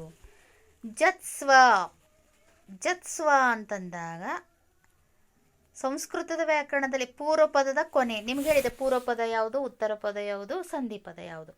ಪೂರ್ವ ಪದದಾಗ ಏನಿರಬೇಕು? ಕ ಚ ಟ ತ ಪ ಇರ್ಬೇಕು. ಕ ಖ ಗ ಗ ನ ಕ, ಚ ಛ ಝ ಝ ಯ ಚ, ಟ ಠ ಡ ಡ ಣ ಟ, ತ ತ ತ ದ ನ ತ, ಪ ಪ ಪ ಮ ಪ. ಈ ಕ ಚ ಟ ತ ಪ ಇರ್ಬೇಕ್ರಿ. ಏನಪ್ಪ ಅಂದ್ರೆ ವರ್ಗದ ಮೊದಲಿನ ಅಕ್ಷರಗಳು ಇವೆಲ್ಲ. ಕ ಕ ಗ ನ ಕ, ಚ ಛ ಝ ಝ ಟ ಟ ಡ ನ ತ ತ ದ ನ ಪ ಪ ಮ. ಈ ಕ ಚ ಟ ತ ಪ ವ್ಯಂಜನಗಳಿಗೆ ಯಾವ ವರ್ಣಪರವಾದರೂ ಅದೇ ವರ್ಗದ ಮೂರನೇ ವ್ಯಂಜನಾಕ್ಷರ ಗಜಡ ದಬಗಳು ಆದೇಶವಾಗಿ ಬರುತ್ತೆ. ಇದನ್ನು ಜಸ್ವ ಸಂಧಿ ಅಂತ ಕರೀತಾರೆ. ನಿಮ್ಗೆ ಉದಾಹರಣೆ ಹೇಳ್ತೀನಿ. ಇಲ್ಲಿ ಜಸ್ ಅಂತ ಕರೀತಾರೆ ನೋಡ್ರಿ. ಗ ಜ ಡ ದ ಬ ನೋಡಿ. ಕ ಖ ಗ ಘ ಇಲ್ಲ ಅದಂತ ತಿಳ್ಕೊರಿ. ಕದ ಮೂರನೇ ಅಕ್ಷರ ಗ ಆದೇಶವಾಗಿ ಬರಲೇಬೇಕ್ರಿ. ಚದ ಮೂರನೇ ಅಕ್ಷರ ಚ ಛ ಜ ಬರಲೇಬೇಕು. ಟದ ಮೂರನೇ ಅಕ್ಷರ ಡ ಬರಲೇಬೇಕು. ತದ ಮೂರನೇ ಅಕ್ಷರ ದ ಬರಲೇಬೇಕು. ಪದ ಮೂರನೇ ಅಕ್ಷರ ಬ ಬರಲಿ ಅಂದಾಗ ಮಾತ್ರ ಜತ್ಸ್ವ ಸಂಧಿ. ಸಂಸ್ಕೃತ ಸಂಧಿಗಳಲ್ಲಿ ಈಗ ವ್ಯಂಜನ ಸಂಧಿ ನೋಡ್ತಾ ಇದ್ವಿ. ವ್ಯಂಜನ ಸಂಧಿಯಲ್ಲಿ ಜತ್ಸ್ವ ಜಶ್ ಅಂತ ಕರೀತಾರೆ. ಅದಕ್ಕೆ ಗಜಡ ದಬಗಳಿಗೆ ಜಶ್ ಅಂತ ಕರೀತಾರೆ. ಅದಕ್ಕೆ ನೀವು ನೆನ್ಪಿಟ್ಕೊಳ್ಬೇಕು. ಚುತ್ವ ಜಸ್ವಕ್ಕೆ ಕನ್ಫ್ಯೂಸ್ ಮಾಡ್ಕೊಳ್ಳೋದು ಬೇಡ. ಜಸ್ವ ಅಂದಾಗ ಕತಪಗಳಿಗೆ ಕಚಟ ತಪಗಳಿಗೆ ಗಜಡ ದಬಗಳು ಆದೇಶವಾಗಿ ಬಂದರೆ ಅವಕ್ಕೇನಂತಾರ? ಜಸ್ವ ಅಂತ ಕರೀತಾರೆ. ನೋಡಿ ಏನು ಹಾಕ್ತಾರೆ ಇಲ್ಲಿ? ಪೂರ್ವ ಪದ, ಉತ್ತರ ಪದ ಮತ್ತು ಸಂಧಿ ಪದ. ನಿಮ್ಗೆ ಉದಾಹರಣೆ ಹೇಳ್ತೀನಿ ನೋಡಿ. ಕಚಟ ತಪಗಳಿಗೆ ಗಜಡ ದಬಗಳು. ವಾಕ್ ಕ ಅಂಬದು ಒಂದು ವ್ಯಂಜನ ಅಕ್ಷರ ಅದ ರೀ. ಇದಕ್ಕೆ ಮೂರನೇ ಅಕ್ಷರ ಏನು ಬರ್ತದೆ? ಗ ಬರ್ತದೆ. ವಾಗೀಶ ಪದ ಕೊಡ್ತಾನ, ನೀವು ಬಿಡಿಸ್ಬೇಕು. ವಾಕ್ ಅದಿಕೀಶ ವಾಗೀಶ ಅಂತ ಆಯ್ತದ. ಬಿಡಿಸಿದ ನಂತರ ವಾಕ್ ಕ ಅದ, ಈ ಅದ, ಯಾವ್ದ್ಯಾಕೆ ಸ್ವರಪರ ಆಗ್ಲಕ್ರಿ ಅಥವಾ ವ್ಯಂಜನ ಯಾವ್ದ್ಯಾಕೆ ಆಗಲ್ಯಾಕ? ವ್ಯಂಜನ ಅಥವಾ ಸ್ವರ ಯಾವ್ದ್ಯಾಕೆ ಪರ? ವಾಕ್ ಅದಿಕ್ ಈಶ ಮೂರನೇ ಅಕ್ಷರ ಕದ ಮೂರನೇ ಅಕ್ಷರ ವಾಗೀಶ ಸಂಧಿ ಪದ ನಡೆಯುವಂಥ ಸಂದರ್ಭದಲ್ಲಿ ಬರಲೇಬೇಕು. ವಾಗೀಶ ನೋಡಿಕ, ವಾಗೀಶ. ಕ ಮೊದಲನೇ ಅಕ್ಷರ, ಪೂರ್ವ ಪದದ ಕೊನೆಯ ಅಕ್ಷರ ಕ ಕ, ಈಶ ಸೇರಿಕೊಂಡ್ರು ವಾಗೀಶ ಆಗ್ತದೆ. ಇದು ಕದ ಮೂರನೇ ಅಕ್ಷರ ವಾಗೀಶ. ಕಚಟ ತಪಗಳಿಗೆ ಗಜಡ ದಬಗಳು ಬರ್ಬೇಕು. ಕ ಖ ಗ, ಇಲ್ಲಿ ಗ ಬಂದದ್ರಿ. ಕದ ಮೂರನೇ ಅಕ್ಷರ ಗ ಬಂದದ್ದು. ಒಂದನೇ ನೇಮ. ವಾಕ್ ಅದಿಕ್ ದಾನ ವಾಗ್ದಾನ, ಇಲ್ಲಿ ಕದ ಮೂರನೇ ಅಕ್ಷರ ಗ ಬಂದದ್ದು. ವಾಕ್ ಅದಿಕ್ ದೇವಿ ವಾಗ್ದೇವಿ, ಇಲ್ಲಿ ಕದ ಮೂರನೇ ಅಕ್ಷರ ಗ ಬಂದದ್ದು. ಇಲ್ಲಿ ಕ ದಿಕ್ ಅದಿಕ್ ಅಂತ ದಿಗಂತ, ದಿಕ್ ಅದಿಕ್ ಅಂತ ಕದ ಮೂರನೇ ಅಕ್ಷರ ಗ ಬಂದದ್ದು. ದಿಗಂತ ಅಂತ ಆಯ್ತದ. ಅಚ್ ಈಗ ಎರಡನೇ ವ್ಯಂಜನ ಅಕ್ಷರ ಏನು ಹೇಳೇನ? ಕ ಚ ಟ ತಪಗಳಿಗೆ ಇಚ್ಛ ಬಂದದ್ದು. ಚಕ್ ಮೂರನೇ ಅಕ್ಷರ ಜ ಬರ್ಬೇಕು. ಅಜಂತ, ಅಚ್ ಪ್ಲಸ್ ಅಂತ ಅಜಂತ ಮೂರನೇ ಅಕ್ಷರ ಬಂದದ್ರಿ ಜ. ಸತ್ ಅದಿಕ್ ಆನಂದ, ಈಗ ತ ಬರ್ಬೇಕಲ್ಲ. ತ ಸತ್ ಅದಿಕ್ ಆನಂದ ಸದಾನಂದ. ತದ ಮೂರನೇ ಅಕ್ಷರ ಯಾವ್ದ್ರಿ? ದ ಸದಾನಂದ. ಪ ನೋಡ್ರಿ, ಪದ ಮೂರನೇ ಅಕ್ಷರ ಬ ಬರ್ಬೇಕು. ಅಪ್ಪದಿಕ್ ದಿ ಅಬ್ದಿ, ಬಿಡಿಸಿದಾಗ ಅಬ್ದಿ ಆಯ್ತದದು. ಅಪ್ಪದಿಕ್ ದಿ ಅಬ್ದಿ ಆಗ್ತದೆ. ಪದು ಅಪ್ಪ ಪ, ಪೂರ್ವ ಪದದ ಕೊನೆಯ ಅಕ್ಷರ ಪ, ಇದು ವ್ಯಂಜನಾಕ್ಷರದ. ಇದಕ್ಕೆ ಮೂರನೇ ಅಕ್ಷರ ಬರ್ಬೇಕು ಅಬ್ದಿ. ಅಬ್ದಿ ಇಲ್ಲದ ನೋಡ್ರಿ. ಅಪ್ಪದಿಕ್ ದಿ ಅಬ್ದಿ, ಪ ಕ ಬ ಬಂದದ್ದು. ನಂತರದಲ್ಲಿ ಬೃಹತ್ ತದ ರೀ. ತದ ಮೂರನೇ ಅಕ್ಷರ ಏನ್ಬೇಕು? ದ ಬರ್ಬೇಕು. ಬೃಹದಾಕಾಶ ದ ಬಂದಿದೆ ನೋಡಿ ಇಲ್ಲಿ. ದ ದ ದ ಆದೇಶವಾಗಿ ಬಂದದ. ಕಚಟ ತಪಗಳಿಗೆ ಗಜಡ ದಬಗಳು ಆದೇಶವಾಗಿ ಬಂದರೆ ಅದು ಯಾವುದಾಗ್ತದ? ಜತ್ಸ್ವ. ಸಂಸ್ಕೃತದಲ್ಲಿ ಜತ್ಸ್ವ ಅಂತ ಕರೀತಾರೆ. ಗಜಡ ದಬಗಳಿಗೆ ಜತ್ಸ್ವ ಅಂತ ಕರೀತಾರೆ. ಅದಕ್ಕಾಗಿ ನೀವು ವ್ಯಂಜನ ಸಂಧಿಯಲ್ಲಿ ಮೊದಲನೇದು ಜತ್ಸ್ವ. ಜತ್ಸ್ವ ಅಂದರೆ ಕ ಚ ಟ ತ ಪ ವ್ಯಂಜನದ ಮೊದಲನೇ ವರ್ಣಗಳಾದಂಥ ಕಚಟ ತಪಗಳಿಗೆ ಮೂರನೇ ಅಕ್ಷರಗಳಾದಂಥ ಗಜಡ ದಬಗಳು ಸಂಧಿಪದ ಮಾಡುವಂಥ ಸಂದರ್ಭದಲ್ಲಿ ಆದೇಶವಾಗಿ ಬಂತಂದರೆ ಅದು ಜತ್ಸ್ವ ಅಂತ ಅನ್ಸ್ಕೊಳ್ತದೆ. ನೆಕ್ಸ್ಟ್ ನೋಡ್ರಿ, ಚುತ್ವ. ಶುತ್ವ ಅಂದಾಗ ಇಲ್ಲಿ ಏನಾಗ್ತದೆ ಅನ್ನೋದರಿ? ಶೂಕಾರ ಶಕಾರ ಬರ್ತದೆ ಒಂದು, ಮತ್ತು ಚ ವರ್ಗಾಕ್ಷರಗಳು ನೀವು ನೆನ್ಪಿಟ್ಕೊಂಡ ಏನಂತೀನಿ ಸ್ವಲ್ಪ ವರ್ಗ ಅಕ್ಷರಗಳು ಬರಬೇಕು. ಚ ವರ್ಗ ಅಂದ್ರೆ ಚ ಛ ಜ ಝ ಯ ಹಿಂಗೆ ಬರ್ತವೆ. ಚ ವರ್ಗ ತಕ್ಷಣ ಚ ಛ ಜ ಝ ಯ. ಇಲ್ಲಿ ಏನು ಹೇಳ, ಶು ಎಂದರೆ ಶಕಾರ ಮತ್ತು ಚ ವರ್ಗ ಅಕ್ಷರಗಳು, ಈ ಅಕ್ಷರಗಳು ಆದೇಶವಾಗಿ ಬಂದರೆ ಶುತ್ವ ಸಂಧಿ. ನೀವು ಕನ್ಫ್ಯೂಸ್ ಮಾಡ್ಕೊಳ್ಳೋದು ಬೇಡ, ನಾನು ನಿಮಗೆ ಉದಾಹರಣೆ ಸಹಿತವಾಗಿ ಹೇಳ್ತಾ ಹೋಗ್ತೀನಿ, ಖುನ ಆಗ್ತದ್ರಿ. ಸಂಧಿ ಕಾರ್ಯ ನಡೆಯುವಾಗ ಪೂರ್ವಪದದ ಅಂತ್ಯದಲ್ಲಿರುವ ಸಕಾರ ಅಥವಾ ತ ವರ್ಗದ ಅಕ್ಷರಗಳಿರುತ್ತವೆ. ಪೂರ್ವಪದದಾಗ ಏನಿರ್ತಾವಂದ್ರೆ ಸ ಬರ್ಬೋದು. ಇಲ್ಲಿ ನೋಡ್ರಿ, ಪೂರ್ವಪದದ ಕೊನೆ ಅಕ್ಷರ ಸ ಇರ್ತದ ಅಥವಾ ತ ವರ್ಗ ಇರ್ತದೆ. ತ ವರ್ಗ ಅಂದ್ರೆ ತ ಥ ದ ಧ ನ ಯಾವ ಭೀ ಇರ್ಬೋದು, ಇದರಲ್ಲಿ ತ ವರ್ಗ ಇರ್ತದೆ. ಉತ್ತರ ಪದ ಶಕಾರ ಅಥವಾ ಚ ವರ್ಗದ ಅಕ್ಷರಗಳಿಂದ ಆರಂಭವಾಗುತ್ತದೆ. ಉತ್ತರ ಪದದಾಗ ಶ ಇಲ್ಲ ಅಥವಾ ಚ ವರ್ಗ ಅಕ್ಷರಗಳು ಇರ್ತವ್ರಿ. ಸಕಾರವಿದ್ದ ಕಡೆ ಶಕಾರ, ತ ವರ್ಗ ಅಕ್ಷರವಿದ್ದ ಕಡೆ ಚ ವರ್ಗ ಅಕ್ಷರಗಳು ಆದೇಶವಾಗಿ ಬರೋದನ್ನು ಚುತ್ವ ಸಂಧಿ ಅಂತ ಕರೀತಾರೆ. ನಿಮ್ಗೆ ಉದಾಹರಣೆ ಹೇಳ್ತೀನಿ ನೋಡಿ. ಪೂರ್ವಪದ, ಉತ್ತರ ಪದ, ಸಂಧಿ ಪದ ಅದ. ಇಲ್ಲಿ ಪೂರ್ವಪದದಾಗ ಸಕಾರ ಬರಬೇಕು, ಇಲ್ಲಂದ್ರೆ ತ ಥ ದ ದ ನ ಬರ್ಬೇಕ್ರಿ. ಈ ಜಾಗದಾಗ ತ ವರ್ಗ ಅಂದರೆ ತ ತ ದ ನ. ಉತ್ತರ ಪದದಾಗ ಶಕಾರ ಇರಬೇಕು ಅಥವಾ ಚ ವರ್ಗ ಇರಬೇಕು, ಚ ಛ ಜ ಜ ನ ಇರಬೇಕು. ನೋಡ್ರಿ, ಇನ್ನೊಂದ್ಸಲ ನೋಡಿ. ಪೂರ್ವ ಪದದಾಗ ಮನಸ್ಸದ, ಇಲ್ಲಿ ಸಕಾರ ಇರಬೇಕು ಅಥವಾ ತ ವರ್ಗ ಇರಬೇಕು, ತ ಥ ದ ಧ ನ. ಇದ್ರಾಗ ಯಾವ್ದ್ಯಾಕಿರ್ಲಿಕ್ಕೆ ತ ಥ ದ ಧ ನ. ಪೂರ್ವ ಪದದ ಕೊನೆಯ ಸಾಲಿನಲ್ಲಿ ಕೊನೆಯ ಅಕ್ಷರ ಸ ಆಗಿರಬೇಕು ಅಥವಾ ತ ವರ್ಗ, ತ ಬಂದ್ರಾಗ ತ ಥ ದ ಧ ನ ಅಂದ್ರೆ ಪೂರ್ವ ಪದದಾಗ ಇರಬೇಕು. ಇದು ಪೂರ್ವ ಪದದ ಮಾತಾಯ್ತು. ನಂತರದಲ್ಲಿ ಉತ್ತರ ಪದದಲ್ಲಿ ಏನಿರಬೇಕು, ಶಕಾರ ಇರಬೇಕು. ಅದ್ರ ಎದುರುಗಡೆ ಸಕಾರಕ್ಕೆ ಶಕಾರ ಇರಬೇಕು, ಅದರ ಎದುರುಗಡೆ ಶಕಾರ ಇರಬೇಕು. ಅಥವಾ ಇನ್ನೊಂದೇನು ಹೇಳ್ತಾನವ, ಶಕಾರ ಅಥವಾ ಚ ವರ್ಗದ ಅಕ್ಷರಗಳಿದ್ರೆ, ಚ ವರ್ಗ ಅಂದರೆ ಚ ಛ ಜ ಝ ಯ. ಪೂರ್ವ ಪದದಾಗ ಸ ಇರಬೇಕು ಅಕ್ಷರ, ಇಲ್ಲದ್ರೆ ತ ವರ್ಗ ಇರ್ಬೇಕಂದ್ರೆ ತ ತ ದ ದ ನ ಇರಬೇಕು. ಉತ್ತರ ಪದದಾಗ ಶ ಇರಬೇಕು ಅಥವಾ ಚ ವರ್ಗ ಇರ್ಬೇಕಂದ್ರೆ ಚ ಛ ಜ ಜ ಯ. ಇಲ್ಲಿ ಯಾವ್ದ್ಯಾಕಿರಲ್ಲ. ಹೀಗಿತ್ತಂತಂದರೆ ಸಂಧಿಪದ ಮಾಡುವಂಥ ಸಂದರ್ಭದಲ್ಲಿ ಮನಃಶುದ್ಧಿ, ಶಕಾರ ಆಗಮ ಆಗಬೇಕು ಅಥವಾ ಚಕಾರ ಆಗಮ ಆಗಬೇಕು ಅಂದಾಗ ಮಾತ್ರ ಅದು ಯಾವುದಾಗ್ತದ, ಚುತ್ವ ಸಂಧಿ ಅನ್ಸ್ಕೊಳ್ತದ. ನೋಡಿ, ಮನಸ್ ಸ ಬಂದದ್ರಿ, ಹೇಳ ನಾವು ನಿಯಮದ ಪ್ರಕಾರ. ಅದ್ರ ಮುಂದೆ ಶಕಾರ ಇರ್ಬೇಕಂತ ಹೇಳೇನ್ರಿ. ಮನಸ್ ಸದರಿ, ಅದ್ರ ಮುಂದೆ ಶದರಿ. ಈಗ ಸಂಧಿಪದ ಮಾಡುವಂಥ ಸಂದರ್ಭದಲ್ಲಿ ಶಕಾರ ಬರ್ಬೇಕಂದ್ರೆ ಚ ಆದೇಶವಾಗಿ ಬರ್ಬೇಕು. ಮನಃಶುದ್ಧಿ ಶ ಬಂದದ್ರಿ, ಮನಃಶುದ್ಧಿ. ಅವ ನೀವಮ್ಮ ಹೇಳಿದ ಸ ಬಂದದ, ಸದ ಮುಂದೆ ಶ ಬಂದದ, ಇಲ್ಲಿ ಶ ಬಂದದ. ಇಲ್ಲಿ ನೋಡ್ರಿ, ಯಶಸ್ ಸ ಬಂದದ್ರಿ. ಸದ ಮುಂದೆ ಶ ಬರಬೇಕು, ಇಲ್ದ್ರೆ ಚ ವರ್ಗ ಇರಬೇಕು ಅಂತ ಹೇಳೇನ. ಚ ಛ ಜ ಜನ ಯಾವ್ದ್ಯಾಕೆ ಬರಲ್ಲ, ಇಲ್ಲಿ ಚ ಅದ. ಯಶಸ್ ಅದಕ್ಕೆ ಚಂದ್ರಿಕೆ, ಯಶ ಚಂದ್ರಿಕೆ ಶಕಾರ ಆದೇಶವಾಗಿ ಬಂದದ್ರಿ. ಇದು ಸತ್ವ. ಮತ್ತು ಮುಂದೆ ನೋಡಿ, ಸತ್ ಸಕಾರ ಆಗಿರ್ಬೋದು ಅಥವಾ ತ ವರ್ಗ ಬರ್ಬೋದು. ಈ ಸಾಲಿನ ಪೂರ್ವಪದ ತ ತ ದ ನ ತ ಬಂದದ್ದು. ಇದಕ್ಕೆ ಮುಂದೆ ಶಕಾರ ಇರಬೇಕು ಅಥವಾ ಚ ವರ್ಗ ಇರ್ಬೇಕಂತ ಹೇಳಿ. ಚ ಅದ, ಇಲ್ಲಿ ಚ ಅದ. ಚ ಛ ಜ ಜನ ಯಾವ್ದ್ಯಾಕೆ ಬರ್ಲಕ್ಕೆ ಚ ಅದ. ಇಲ್ಲಿ ಸತ್ ಅದಕ್ಕೆ ಚಿತ್ರ. ಇಲ್ಲಿ ನೋಡಿ ತ, ಇಲ್ಲಿ ಚ ವರ್ಗ ಅದ. ಚ ಸಚ್ಚಿತ್ರ. ಇಲ್ಲಿ ಏನಾಗ್ಯದ, ಚ ಆದೇಶವಾಗಿ ಬಂದದ. ನಿಯಮದ ಪ್ರಕಾರ ಕರೆಕ್ಟ್ ಅದ ರೀ.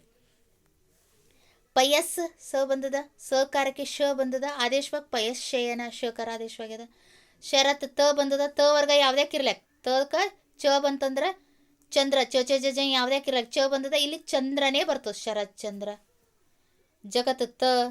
ಈಗ ನೋಡಿ, ಜೋ ಯಾಕೆ ಬಂತ್ರಿ ಮೇಡಮ್, ತ ಜೋ ಯಾಕೆ ಇರಬೇಕು ಅಂತಂದ್ರೆ ಏನು ಹೇಳೇನ, ಚ ಛ ಜ ಝ ಯ ಯಾವ್ದ್ಯಾಕೆ ಇರಲೇಕಂತ ಹೇಳೇನ. ಚ ವರ್ಗ ಬರ್ಬೇಕಂದನ. ಚ ಛ ಜ ಜ ಬಂದದ ಜೋ. ಇಲ್ಲಿ ಏನಾಗದ, ಜ್ಯೋತಿ. ತಕ ಜಕಾರ ಆದೇಶವಾಗಿ ಬಂದದ, ಜಗಜ್ಯೋತಿ. ತಕ ಚ ಬಂದದಲ್ಲಿ ತಕ ಚ ಛ ಬಂದದ. ನೋಡ್ರಿ, ಚ ಛ ಚ ವರ್ಗ ಅಂದ್ರೆ ಚ ಛ ಜ ಜ ಯಾವ್ದ್ಯಾಕೆ ಬರ್ಲಿಕ್ಕೆ ಆದೇಶವಾಗಿ, ಅದೇನಾಗ್ತದ, ಚುತ್ವ ಸಂಧಿ ಅನ್ಸ್ಕೊಳ್ತದ ಅಂತ ಹೇಳ್ಬೋದು. ನಿಮ್ಗೆ ಅರ್ಥ ಆಯಿತು ಅಂತ ತಿಳ್ಕೊತೀನಿ. ಮತ್ತೂ ಕೂಡ ಪೆನ್ನು ಕಾಪಿಯನ್ನು ಬಳಸ್ಕೊಂಡು practice make the man perfect. ಎಷ್ಟು ಪ್ರಯತ್ನ ಮಾಡಿದ್ರೆ ಅಷ್ಟು ನಿಮಗೆ ಸರಳ ಸುಲಭ ಅನಿಸ್ಕೊಳ್ತದ. ಒಂದು ವೇಳೆ ನಿಮ್ಗೆ ತಿಳಿದಿಲ್ಲ ಅಂತಂದರೆ ಕಮೆಂಟ್ ಮೂಲಕ ನೀವು ತಿಳಿಸ್ಬೋದು. ಇದು ಹೊಸದಾಗಿ ಚುತ್ವ ಸಂಧಿ ಪರೀಕ್ಷೆಯಲ್ಲಿ ಕೇಳಿಲ್ಲ, ಆದರೂ ಈಗ ಕೇಳ್ಬೋದು. ಯಾಕಂತಂದರೆ ಸಿಲೆಬಸ್ ಕೊಟ್ಟಿದ್ದಾನೆ, 10ನೇ ಸಿಲೆಬಸ್ ಕೊಟ್ಟಿದ್ದಾನೆ, ಕೇಳ್ತಾನೆ. ಚುತ್ವ ಸಂಧಿ ಅಂದಾಗ ಸಕಾರ ತ ವರ್ಗ ವ್ಯಂಜನಗಳ ಮುಂದೆ ಶಕಾರ ಟ ವರ್ಗ ವ್ಯಂಜನ ಬಂದರೆ, ಕ್ರಮವಾಗಿ ಶಕಾರ ಟ ವರ್ಗ ವ್ಯಂಜನಗಳು ಆದೇಶವಾಗಿ ಬಂದರೆ ಅದನ್ನು ಚುತ್ವ ಸಂಧಿ ಅಂತ ಕರೀತಾರೆ. ನೋಡ್ರಿ, ಪೂರ್ವ ಪದದಾಗ ಏನೇನು ಇರ್ಬೇಕು ರೀ? ಪೂರ್ವ ಪದದಾಗ ಸಕಾರ ಇರಬೇಕು, ಪೂರ್ವ ಪದದಾಗ ಸಕಾರ ಅಥವಾ ತ ವರ್ಗ ಇರಬೇಕು. ತ ವರ್ಗ ಅಂದರೆ ತ ಥ ದ ಧ ನ, ಇದು ಯಾವ್ದ್ಯಾಕೆ ಬರಲಿ ಹೇಳ. ಸಕಾರ ಇರಬೇಕು. ತ ವರ್ಗದ ವ್ಯಂಜನಗಳ ಮುಂದೆ, ತ ವರ್ಗ ಅಂದರೆ ವರ್ಗ ಅಂದ ತಕ್ಷಣ ತ ಒಂದೇ ಅಲ್ಲ, ತ ಥ ದ ಅದನ್ನು ಪೂರ್ತಿ ತಿಳ್ಕೊಬೇಕು. ವರ್ಗ ಅಂದಾಗ ಗುಂಪು, ಪೂರ್ತಿ ವ್ಯಂಜನ ಅಕ್ಷರಗಳು ತಿಳ್ಕೊಬೇಕು. ಸಕಾರ ಅಂದರೆ ಸ ಬರಬೇಕು, ಪೂರ್ವ ಪದದ ಕೊನೆಕ್ಷರ ಸ ಇರಬೇಕು ಚುತ್ವದಾಗ. ನಂತರದಲ್ಲಿ ತ ವರ್ಗ ಅಂದಾಗ ತದನ ಇದರಿಂದ ಯಾವುದೇ ಅಕ್ಷರ ಬರಲಿ ಇಲ್ಲಿರಬೇಕು. ಶಕಾರ ಟ ವರ್ಗ ವ್ಯಂಜನಗಳು ಬಂದರೆ ಇವು ಎದುರ ಏನಿರಬೇಕು? ಶ ಇರಬೇಕು ಅಥವಾ ಟ ಇರಬೇಕು. ಇವು ಇದ್ರ ಎದುರು ಮುಂದೆ ಆದೇಶವಾಗಿ ಏನು ಬರ್ತದ?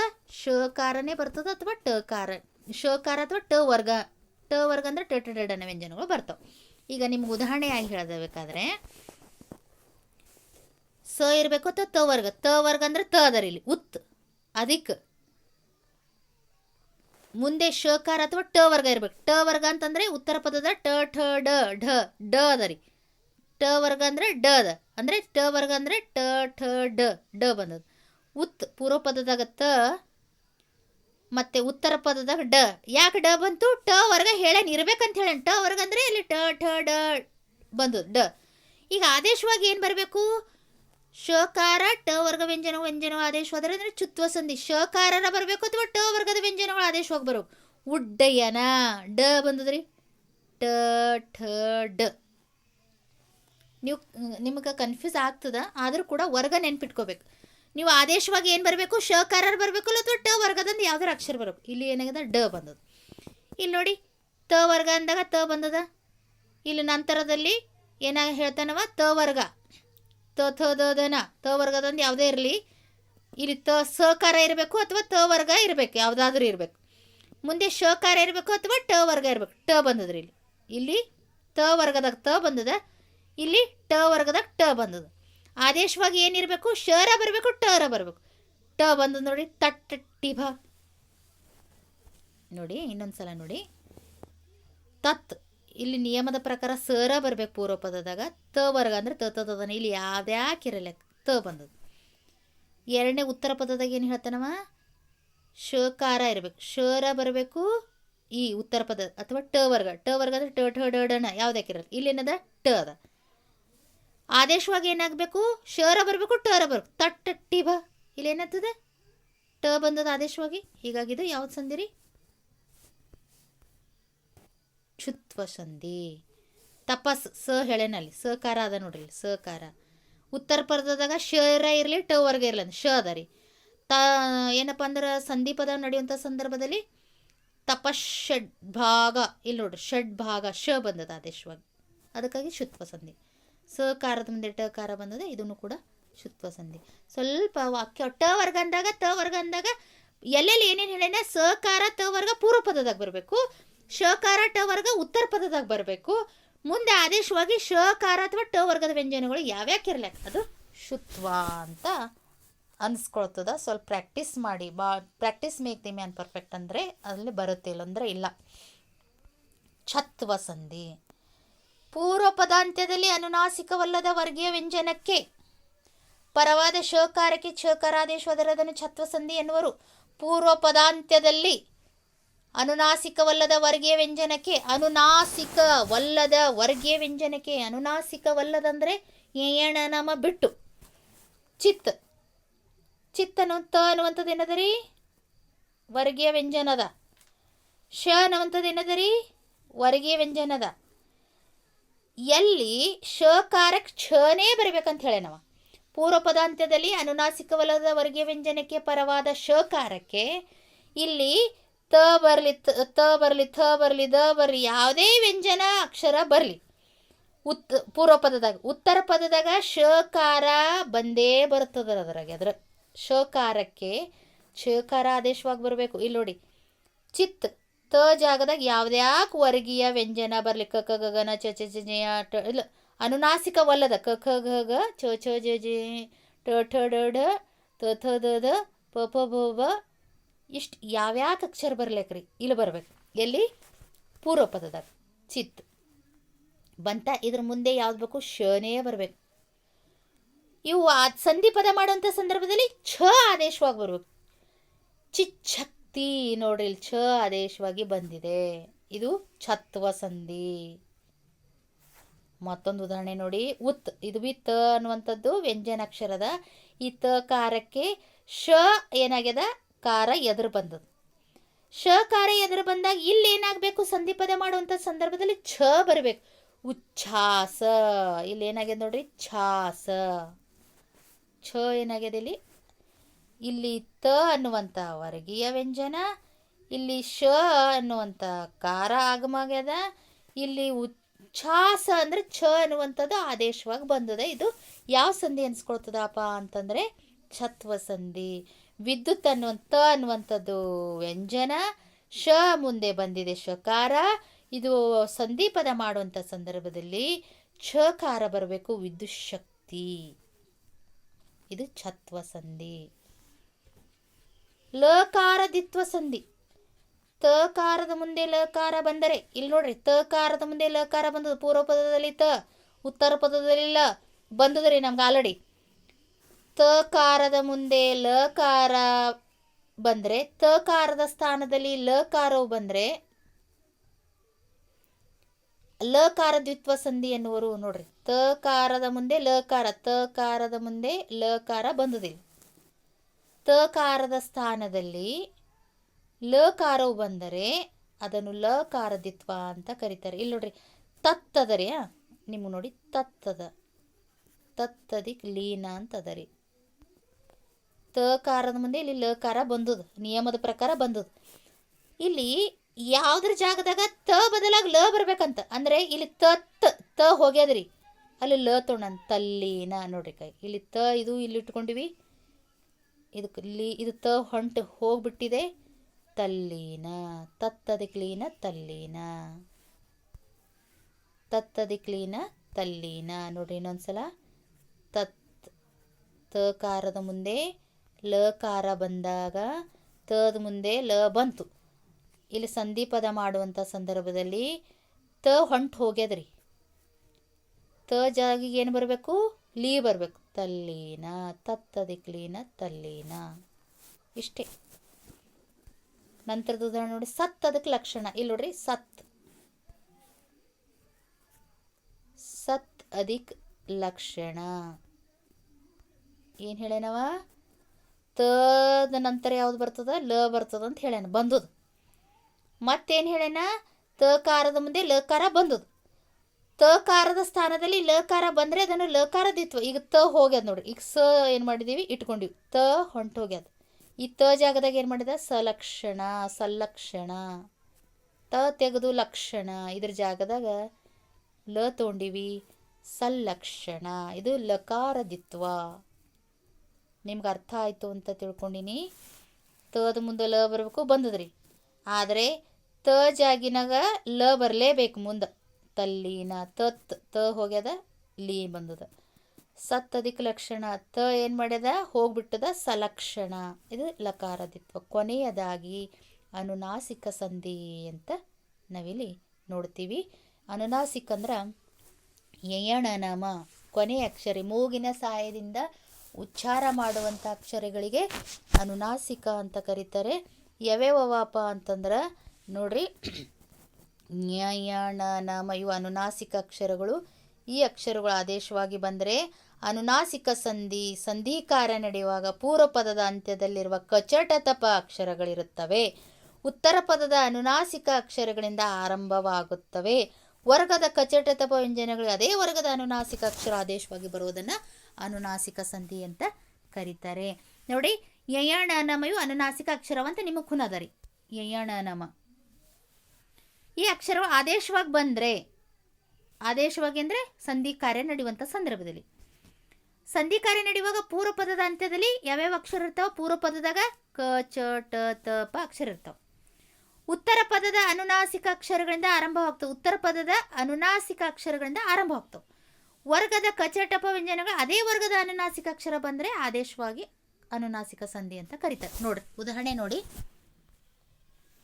ವಾಕ್ ಇದೇನದ ರೀ? ಕಚಟ ತಪಗಳಿಗೆ ಇಲ್ಲಿ ಹೇಳಿದ ನೋಡ್ರಿ. ಕಚಟ ತಪ ಅಕ್ಷರಗಳಿರ್ತಾವೆ ವಾಕ್ ಪೂರ್ವ ಪದದಾಗ. ವಾಕ್ ವಾಗ್ಮಯ ಅಂತ ಕೊಟ್ಟಿರ್ತಾನೆ. ನೀವು ನೋಡಿದ ತಕ್ಷಣ ಕುನ ಹಿಡಿತೀರಿ ಇದು ಯಾವ ಸಂಧಿ ಅದಂತ.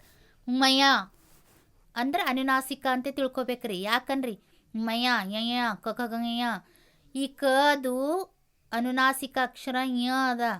ಇಲ್ಲಿ ವಾಗ್ಮಯ ವಾಕ್ ಅದಿಕ್ ಮಯ ವಾಗ್ಮಯ. ಪೂರ್ವ ಪದದ ಕೊನೆಯ ಅಕ್ಷರ ಕ ಅದ. ಈ ಕಕ್ಕೆ ಉತ್ತರ ಪದದಲ್ಲಿ ಮಯ ಅನ್ನುವಂಥದ್ದು ಸೇರಿಸಿದಾಗ ವಾಗ್ಮಯ. ಕ ಅದು ಅನುನಾಸಿಕ ಅಕ್ಷರ ಯಾವುದ್ರಿ? ಯ ಅದ ವಾಗ್ಮಯ. ಷಟ್ ಅದ ರೀ. ಷಣ್ಮುಖ ಅದ. ಟಠಡಣ ಣ ಟಠಡಣ ಅಂದರೆ ಣ ಅನುನಾಸಿಕ ಅಕ್ಷರ ಅದಲ್ರಿ. ಅಂದರೆ ಟ ಬಂತಂದ್ರೆ ಷಣ್ಮುಖ ಇತ್ತಂದ್ರೆ ಇಲ್ಲಿ ಷಟ್ ಅದಿಕ್ ಮುಖ ಷಣ್ಮುಖ. ಈ ಟ ವರ್ಗದ ಅನುನಾಸಿಕ ಅಕ್ಷರನೇ ಇರಬೇಕು ನು ಷಣ್ಮುಖ. ನೋಡ್ರಿ ಷಟ್ ಟಠಡಣ ಣ ಷಣ್ಮುಖ. ಸತ್ ಅಧಿಕ ಮಾನ ತದ ತದನ ನ ಬೇಕಲ್ರಿ ಅನುನಾಸಿಕ ಅಕ್ಷರ ಸನ್ಮಾನ. ಸತ್ ತ ಅಧಿಕ ಮಾನ ಸನ್ಮಾನ. ಉನ್ ಅಧಿಕ್ ಮಾದ ಉನ್ಮಾದ. ನ ಉನ್ ಅಧಿಕ್ ಮಾದ ಉನ್ಮಾದ. ಮ ಯಾವ್ದು ಬರ್ತದೆ? ತತದ ಪಪ ಮ ಉನ್ ಅಧಿಕ್ ಮಾದ ಉನ್ಮಾದ. ಇದು ಏನದಪ್ಪ ಅಂತಂದರೆ ಸ್ವಲ್ಪ ವಿಶೇಷವಾಗಿ ನೆನ್ಪಿಟ್ಕೊಳ್ರಿ. ಅನುನಾಸಿಕ ಅಂದರೆ ಕಚಟ ತಪಗಳಿಗೆ ಏನಾಗಬೇಕು? ಆ ಕ ವರ್ಗದ ಅನುನಾಸಿಕ ಅಕ್ಷರ ಆದೇಶವಾಗಿ ಬರಬೇಕು. ಚ ವರ್ಗದ ಅನುನಾಸಿಕ ಅಕ್ಷರ ಆದೇಶವಾಗಿ ಬರಬೇಕು. ತ ವರ್ಗದ ಅನುನಾಸಿಕ ಅಕ್ಷರ ಆದೇಶವಾಗಿ ಬರಬೇಕು. ಟದ್ ಬರಬೇಕು. ಪ ಬರಬೇಕು. ವಾಕ್ ಅಧಿಕ ಮಯ. ಕ ವರ್ಗ ವ್ಯಂಜನಾಕ್ಷರ ಅದ ರೀ. ಈ ವ್ಯಂಜನಾಕ್ಷರಕ್ಕೆ ಮಯ ಅಂದರೆ ಕದು ಅನುನಾಸಿಕ ಅಕ್ಷರ ಯ ಅದ ವಾಗ್ಮಯ. ಷಟ್ಟದ ಷಣ್ಮುಖ. ಣ ವಾನುನಾಸಿಕ ಅಕ್ಷರ. ಈ ರೀತಿಯಾಗಿ ತನ್ನ ಅಧಿಕಮಯ ತನ್ಮಯ. ತತದನ ತನ್ಮಯ. ಮ ಬರ್ತದೆ ನೋಡಿ ತನ್ಮಯ. ಈ ರೀತಿಯಾಗಿ ಏನು ಮಾಡ್ತೀವಿ ನಾವು? ಅನುನಾಸಿಕ ಅಂತ ಗುರುತಿಸ್ತೀವಿ. ಅದೇ ಹೇಳಿದಾನೆ ಕಚಟ ತಪ ಅಕ್ಷರಗಳಿರ್ತವೆ. ಉತ್ತರ ಪದದ ಅನುನಾಸಿಕ ಅಕ್ಷರಗಳಿಂದ ಆರಂಭವಾಗುತ್ತದೆ. ಉತ್ತರ ಪದ ಹೆಂಗಾಗ್ತದ? ಅನುನಾಸಿಕ ಅಕ್ಷರಗಳಿಂದ ಪ್ರಾರಂಭ ಆಗ್ತದೆ. ಅನುನಾಸಿಕ ಇಲ್ಲಿ ನೋಡಿ ಉದಾಹರಣೆಗೆ ಅಲ್ಲಿ ವಾಕ್ ಮ ಅನ್ನುವಂಥದ್ದು ಅನುನಾಸಿಕದ. ಮ ಮ ಮ ಮ ಇದೊಂದು ಭೀ ನೆನ್ಪಿಟ್ಕೊಳ್ಬೇಕು ನೀವು. ವಾಕ್ ಅಧಿಕ್ ಮಯ ವಾಗ್ಮಯ. ಷಟ್ ಅಧಿಕ್ ಮುಖ ಷಣ್ಮುಖ. ಸತ್ ಅಧಿಕ್ ಮಾನ ಸನ್ಮಾನ. ಮ ಅನ್ನುವಂಥದ್ದು ಏನದ ರೀ? ಇದು ಅನುನಾಸಿಕ ಅಕ್ಷರ ಅದ. ಕ ಅನ್ನುವಂಥ ವ್ಯಂಜನಾಕ್ಷರ ಇದು ಕ ವರ್ಗದ ವ್ಯಂಜನಾಕ್ಷರದ. ಇದರ ಅನುನಾಸಿಕ ಅಕ್ಷರ ಮಯ ಆಯ್ತದ. ಇಲ್ಲಿ ಉತ್ತರ ಪದದಲ್ಲೂ ಕೂಡ ಅನುನಾಸಿಕ ಅಕ್ಷರ ಇರಬೇಕು. ವಾಕ್ ಅಧಿಕ್ ಮಯ ವಾಗ್ಮಯ ಅಂತ ಆಗ್ತದೆ. ಈ ರೀತಿಯಾಗಿ ಅನುನಾಸಿಕ ಅಕ್ಷರಗಳನ್ನು ನಾವು ಸಂಧಿಗಳನ್ನು ಗುರುತಿಸ್ಬೋದು. ಇಲ್ಲಿ ತನಕ ನಾವೇನು ಮಾಡಿ ದಿಕ್ ಅಧಿಕ್ ನಾಗ ಕದು ಮಯ ನಾಗ ದಿಗ್ಮಾಗ. ಷಟ್ ಅಧಿಕ್ ಮಾಸ ಷಣ್ ಮಾಸ. ಟದ ಣ ಆಯಿತು ನೋಡಿ. ಚಿತ್ತ ಅಧಿಕ್ ಮೂಲ ಚಿನ್ಮೂಲ. ಈ ರೀತಿಯಾಗಿ ನಾವು ಅನುನಾಸಿಕ ಅಕ್ಷರಗಳನ್ನು ಗುರುತಿಸ್ತೀವಿ ಅಂತ ಹೇಳ್ತಾ, ಒಂದು ವೇಳೆ ಸ್ವಲ್ಪ ಹೆಚ್ಚಿನ ಸಮಯ ತೆಗೆದುಕೊಂಡಿನ್ರಿ, ಆದರೂ ಕೂಡ ನೀವು ಪ್ರಾಕ್ಟೀಸ್ ಮಾಡಬೇಕಾಗ್ತದೆ. ವಾಕ್ಯಗಳನ್ನು ನೋಡಬೇಕಾಗ್ತದೆ. ನಿಯಮಗಳನ್ನು ಗಮನಿಸಬೇಕಾಗ್ತದೆ. ಉದಾಹರಣೆಯನ್ನು ಬಿಡಿಸ್ತಾ ನಿಯಮನ ಪಾಲಿಸ್ತಾ ಹೋದ್ರಂದ್ರಲ್ಲೇ ನಿಮಗೆ ಏನಾಗ್ತದಲ್ಲಿ ಈಸಿ ಆಗ್ಲಿಕ್ಕೆ ಸಾಧ್ಯ ಆಗ್ತದೆ. ಒಂದು ವೇಳೆ ನಿಮಗೆ ಏನಾದರೂ ಅರ್ಥ ಆಗಿಲ್ಲ ಅಂತಂದರೆ ನೀವು ಕಮೆಂಟ್ ಮೂಲಕ ತಿಳಿಸ್ಬೋದು ಅಂತ ಹೇಳ್ತಾ ನನ್ನ ಕ್ಲಾಸನ್ನು ಮುಗಿಸ್ತೀನಿ ಮಕ್ಕಳೇ. ಧನ್ಯವಾದಗಳು.